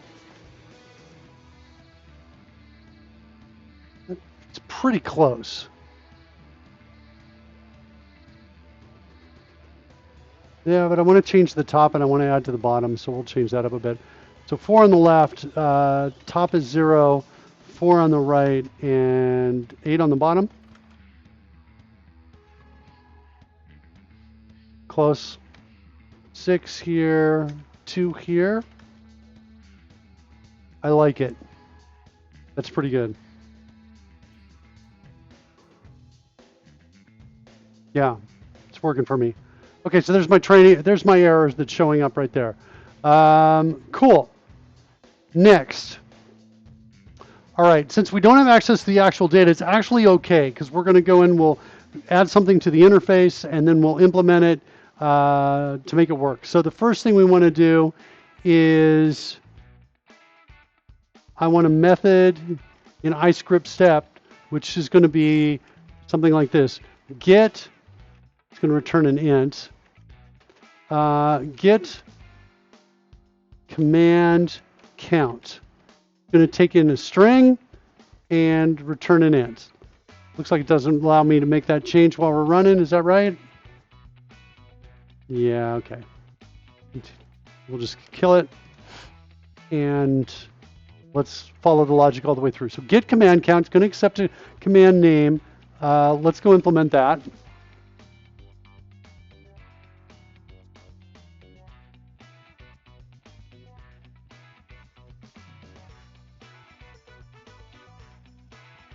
Okay, that's implemented. Let's go find it. There it is right there, or at least it's declared. Now we've got a command name here. This might, I was thinking I'd call another method, but I've got something that finds if a command exists, I think. Let's go look and see if we can find that. Command, do I have something? Am I going to get lucky enough? Do I have anything with the word exist in it?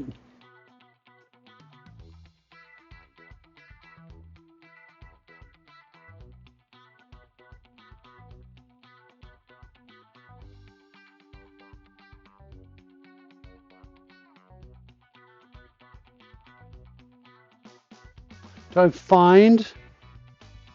Nothing with command in it, though. All right, what do I have with command? Has image with command. Get inline image container with command. That's the code I was trying to find.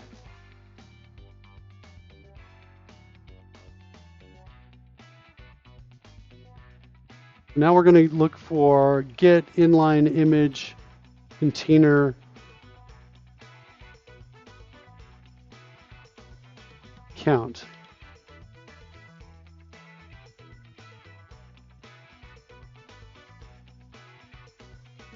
Should maybe just say get command count. It's very close to what we have down below. Let's take this and put it down where we had it below here. Okay, so we're going to go through every block in the document. Do we have a paragraph? Go through every inline inside of that. Look for inline containers. Look to see if it's a child. If it's an image, if child is an image.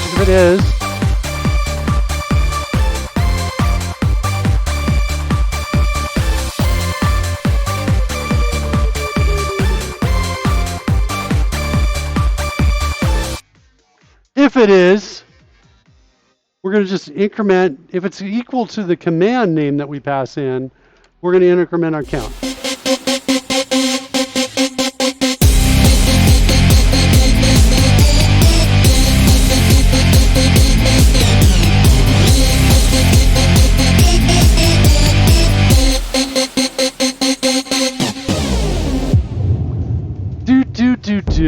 All right, we need to declare this up here. And like that, there it is. So num found is equal to 0. We're going to go through each one, decode each image, see if the command is equal to the command name, and if so, we're going to increment it. So now we've got get command count. Now that we have that, we can go back to our multiple singletons check, and we can come down here in the script step, and we can say, hey, let's get the let's get this right here. We need one that sings that virtual insanity song. What? Get me a link. Freddie says Cosmic Pudding. Tell me about the virtual insanity song.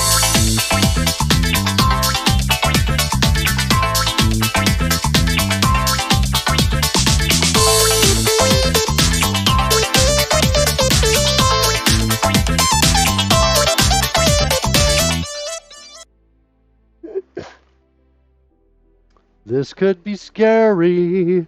I'm clicking a link. Virtual insanity song. Watch it later? Okay, I'll watch it later. Well, if copyright's going to hit me, I can't do a thing to that. Come on. All right, so script step.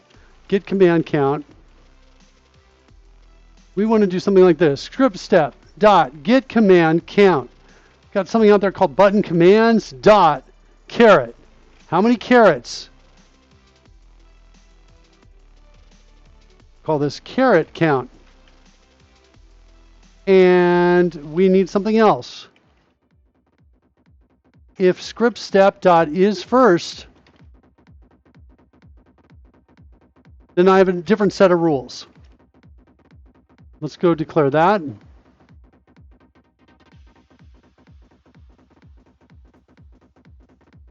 I think that's all I need to do. I think it's automatically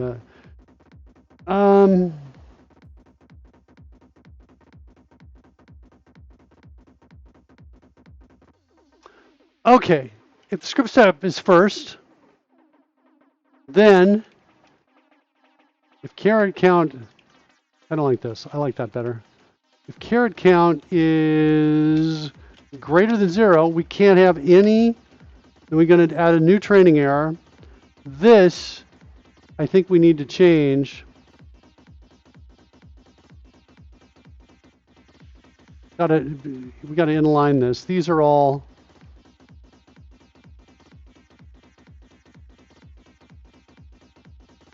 I want this shorter.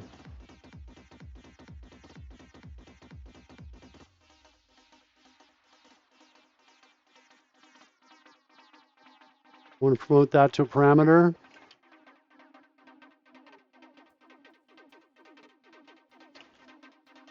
All right.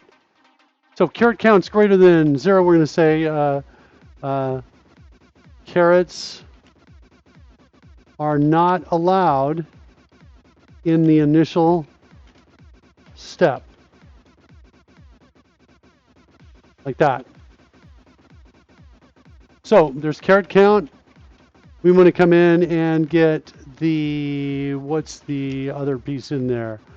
The anchor count. We want to get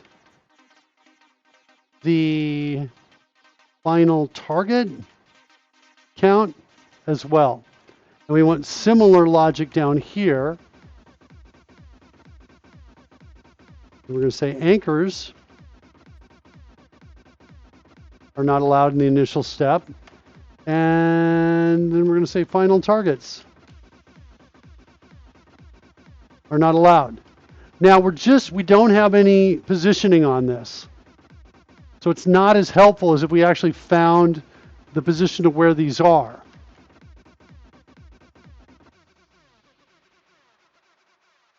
Interesting. We might change things around. I was thinking about a change the architecture where when we click on it, the button would execute, the error would execute some code to find it, to move to that spot, instead of actually storing a position. I like that a little bit better. Maybe it's got some text in it that tells it how to get to that spot. Okay, those are our first set of errors right there. Otherwise, we have another set of errors which are similar to these, but now, because these are all singletons, we can't have more than one. So only one caret is allowed.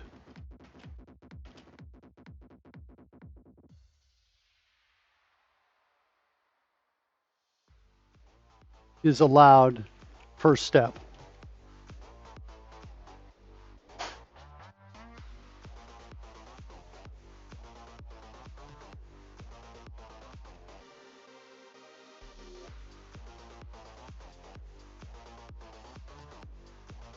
Only one anchor is allowed per step, and only one final target is allowed per step. It's going to generate that code like that.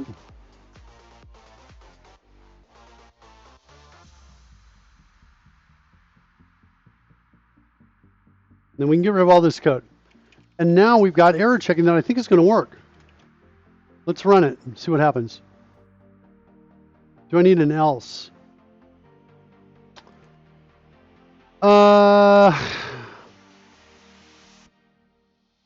Yeah. I think you're right. I think I want to do this because I don't really, these errors don't make sense if we have any of these. Okay? All right, let's run it. See what happens. Oops.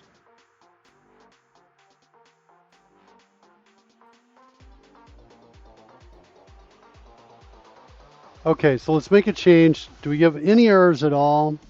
I don't think we do yet. Are we adding fake ones or not? No errors. All right, cool. Let's add final target. There you go. Got a training error. Now it's not telling us what that is. We do this, we should get another training error, and that should get us another training error. Sweet. Okay. Let's do next step. In the next step, we should allow these without training errors. Do we? Cool. So we can do one of each, and it's not till we get a second one that we get the error. There's the error. When we change the visibility on that, we need to request the new size. Let's go look at that. When I delete this, that should go away and it doesn't change the size. Let's do that first. That code is going to be around here.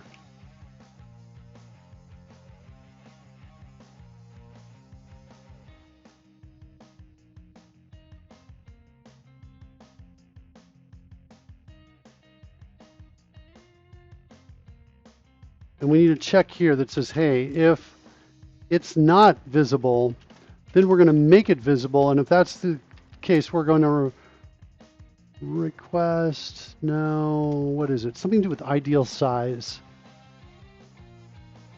Resize to ideal height. We'll just make that call directly there.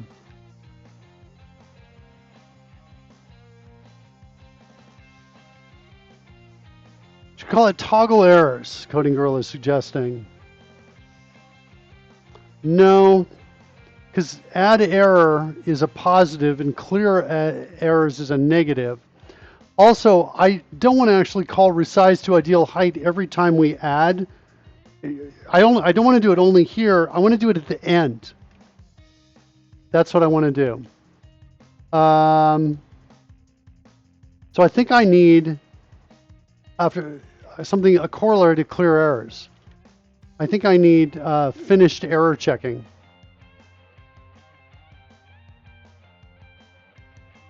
Is what I think I need. That makes sense, Coding Gorilla? What I'm saying, I think I answered your question really fast. Finished, maybe not so clearly. I thought you were going to do an else to hide it, but you're just keeping it from constantly resizing. Yeah. Finished checking. Okay.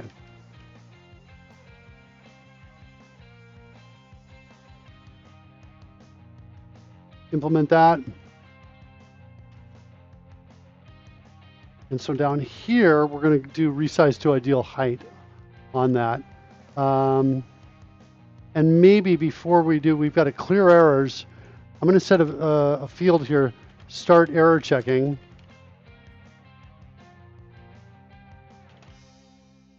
Started error checking is equal to true. Let's declare that.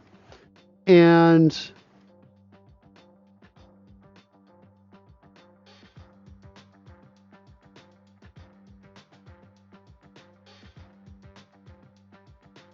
no, I'm going to change this to errors found is equal, and we're going to make this 0. We'll make this an int instead. All right, errors found is there. Then we're going to come in and do this. And then at the end, I guess I could also just look at the items count.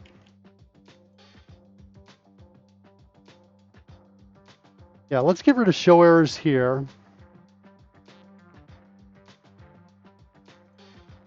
And we'll figure out the visibility using the items count. Get rid of errors found. Finish checking. So we want to, if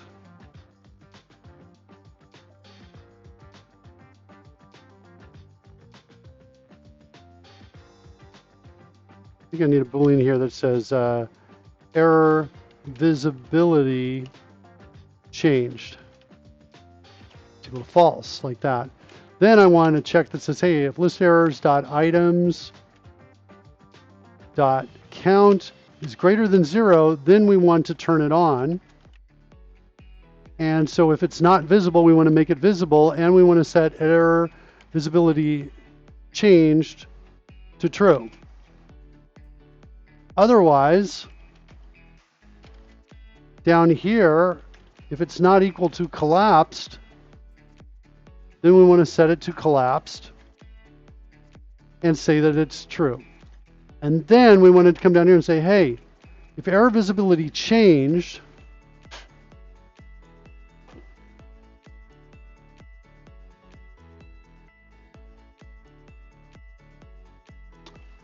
I actually think I want to set this no matter what here instead. Because we've got any items counts, then the count of those items is likely different than the one before. So we want to do a resize to ideal height. And maybe I could just change this to need to resize. Okay, so there's finish checking. We're not calling this yet. We need to call it. So there's clear errors. Then we're going to come down here and say script step dot finish checking. Sweet. Good job, Visual Studio. And I think we can run that. Now, next thing we need to do is get like a data template for the list box so that that looks good.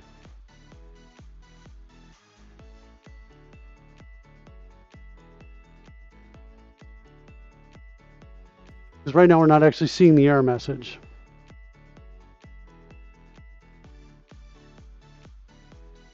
All right. Looks like it resized itself. Did not resize itself there on the delete, though, it looks like. Why not? Are we setting visibility to collapse? We are, right here in clear errors. That, I think, is the problem. Let's try it again.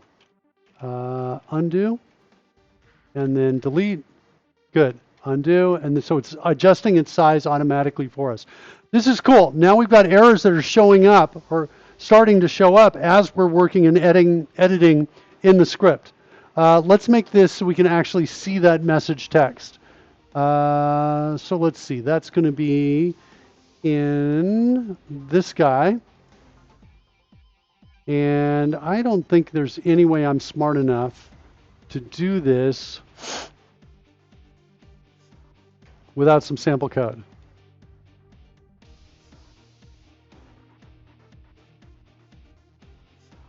I think it starts off with something like this.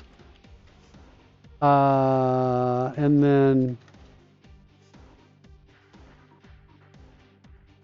no, there's something else that goes inside. What is it? What's the error here?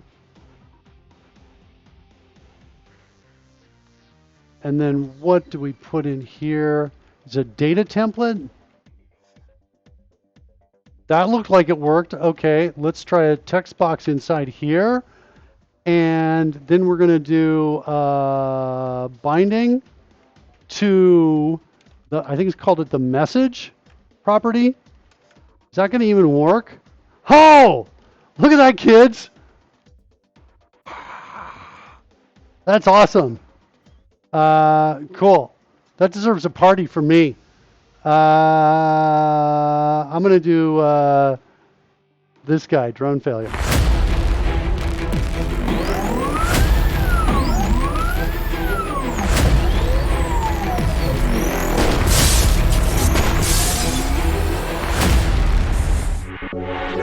Really weird, dude. I'm blocking you, man.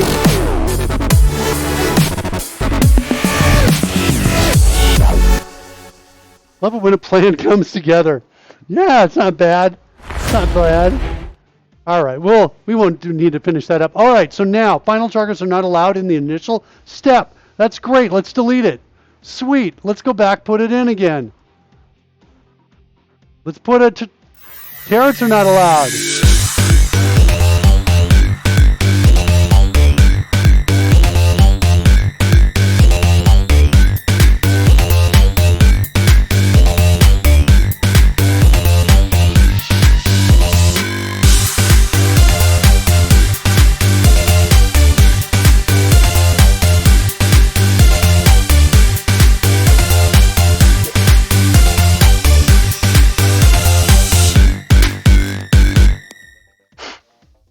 I love it. Let's create a new next step. Let's fix these up right up here. Sweet. No errors. Let's come down here. Let's add 2 carrots. Only 1 carrot is allowed per step. Whoa, whoa, whoa. Why didn't it resize though?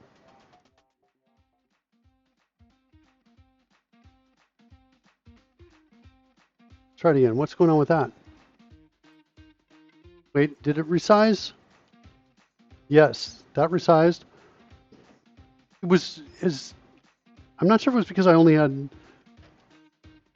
it kind of partially didn't resize, and I don't know why.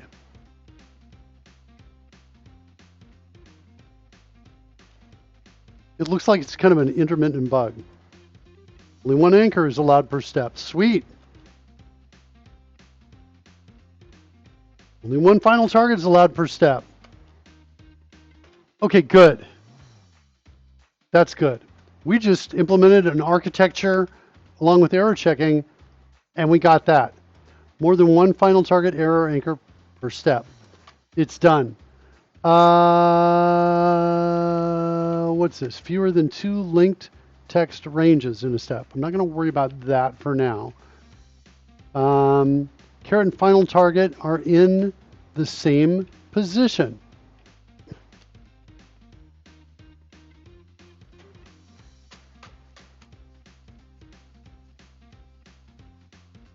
I'm not going to worry about that one for now. Missing final target if there's a next step with the option to only show it after the final target is reached. Maybe this is a warning because we can use the end of the step as the final target's position. I agree with that. We're going to move that. We're going to actually move all 3 of these down below. I only want to prioritize the most important.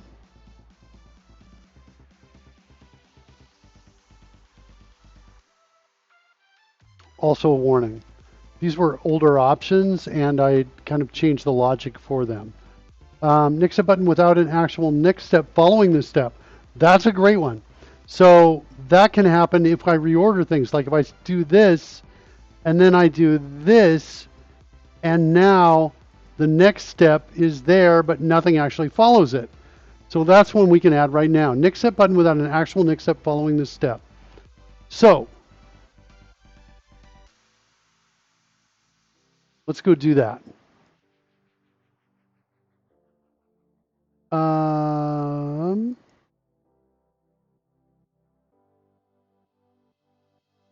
Error checking.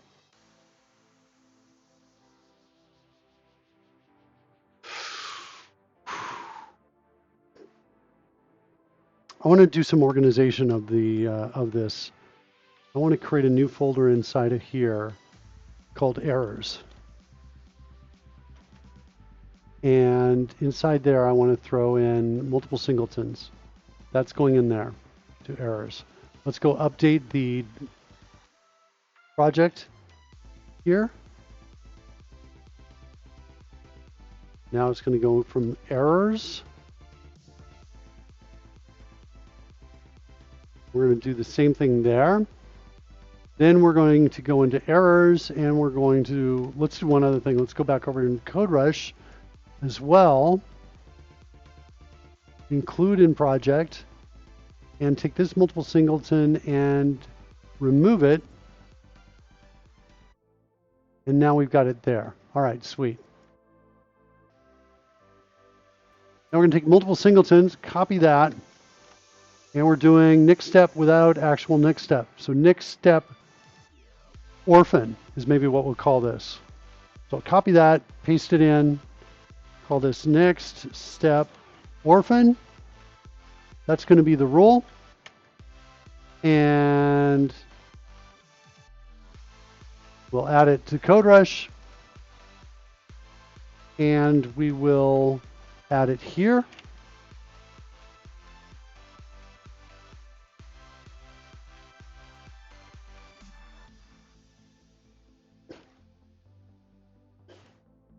Okay, let's open it up.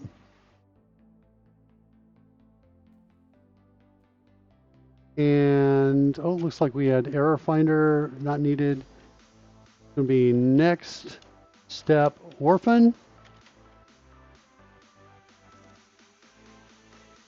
All right. And now what we want to do is we want to get command count next step. Actually, I want to go back over to my multiple singletons, and I'm going to add one more for these, which is going to be my next step count, because that similarly can't have two.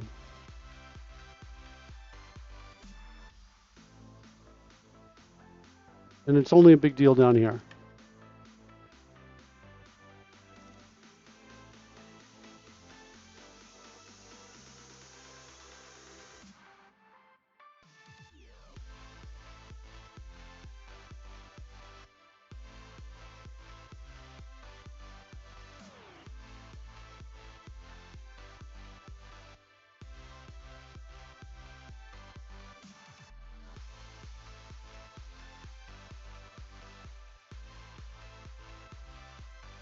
Okay, so just fixing that up. Back over here now, I want to get my next step count.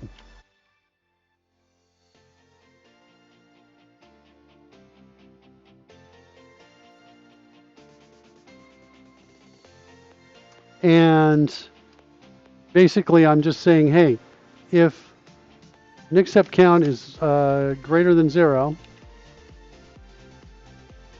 and is script step dot is last. And let's declare that.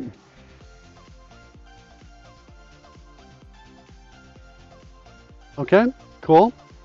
So if we're the last step and we've got a next step count command, then we can add the error.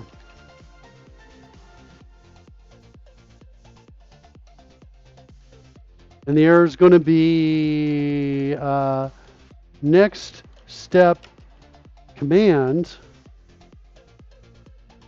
I think I want to use the button command name. Command without an actual next step to go to. I'm not sure that is clear.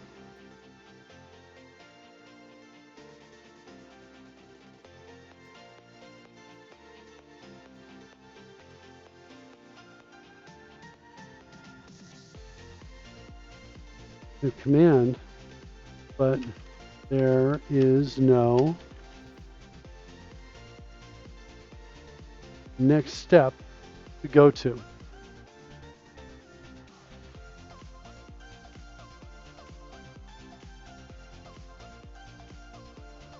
All right, let's run it.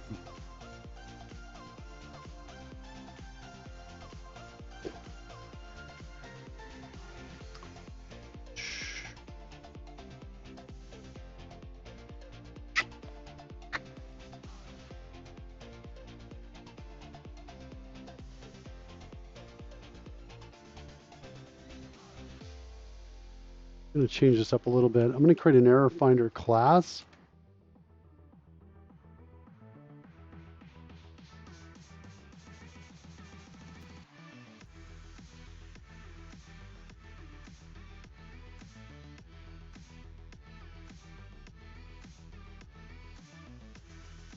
Make it abstract. I'm going to add this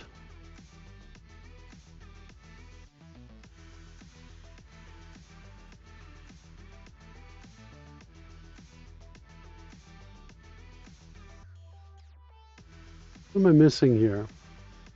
The check.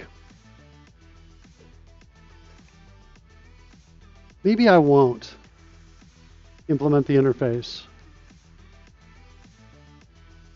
But instead, I'll just do this and then iError finder. Like that.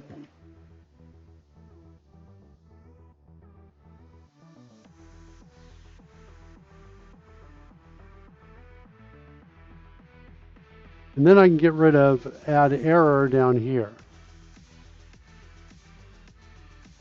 And then we can take advantage of the these.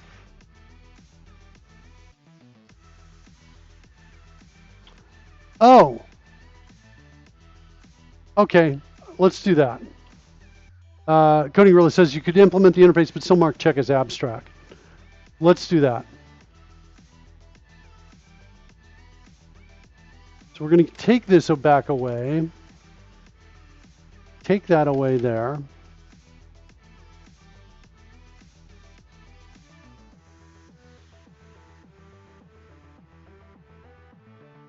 Is there an option to do it abstractly? Okay, cool. So now the check has got to be an override.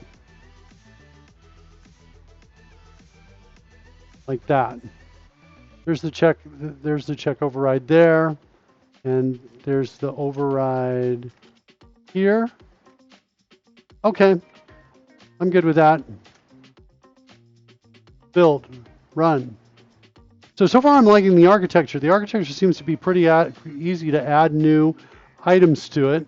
So let's do a next step. Let's do another next step. And we'll try to trigger the error. The error should be triggered when I drag and drop this to here. Oh, but it's not gonna be triggered until we do a change in it. So if I drag here to here, the error now exists down here. But I haven't made a change yet. If I make any change, we should see the error.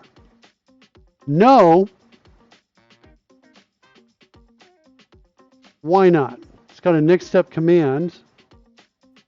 Let's do this. Set a breakpoint here. Make sure we're getting in here. Oh, am I not creating an instance of next step orphan?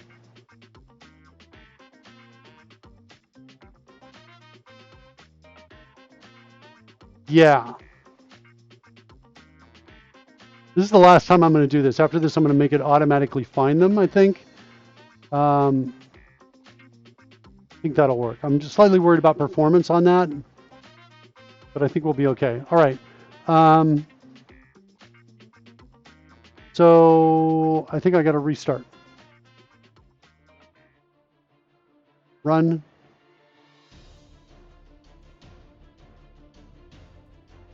Okay, next step. Next step. Drag, move from here to here. And now make a change here. And now we're in the check method. And now we're reporting the error. Yeah, the step contains a button with a next step command, but there's no next step to go to. All right.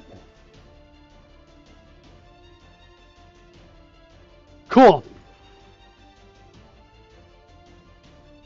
We might consider doing error checking after removing these. After rechanging the order. Let's go look at that. There's a method called fixup script parts, which we call whenever we delete or insert or reorder. So in script parts, we iterate through all of the script controls. And I think we could just throw in error checking right here. Like that. And that would just fix it. So now when we reorder, this error should go away. And when we bring it back down, the error should come back. Sweet. That's what we want. Okay, we're well on our way to having a good architecture. Having something that works and we can use to create training. That's what I think. I think we're getting close.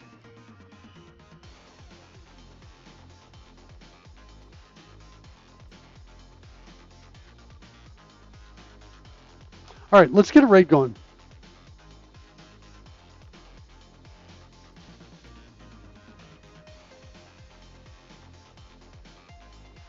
Send you over to our good friend Thindle.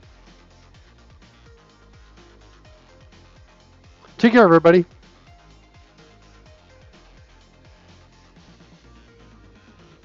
See you tomorrow, Coding Gorilla. Thanks, everyone. Appreciate your assistance. Thanks, Weirdbeard. Thanks, Unisco7. Thanks, Pudding. Thanks, Jetsam. Everybody else, Defines. Thanks for hanging out with us. See you tomorrow.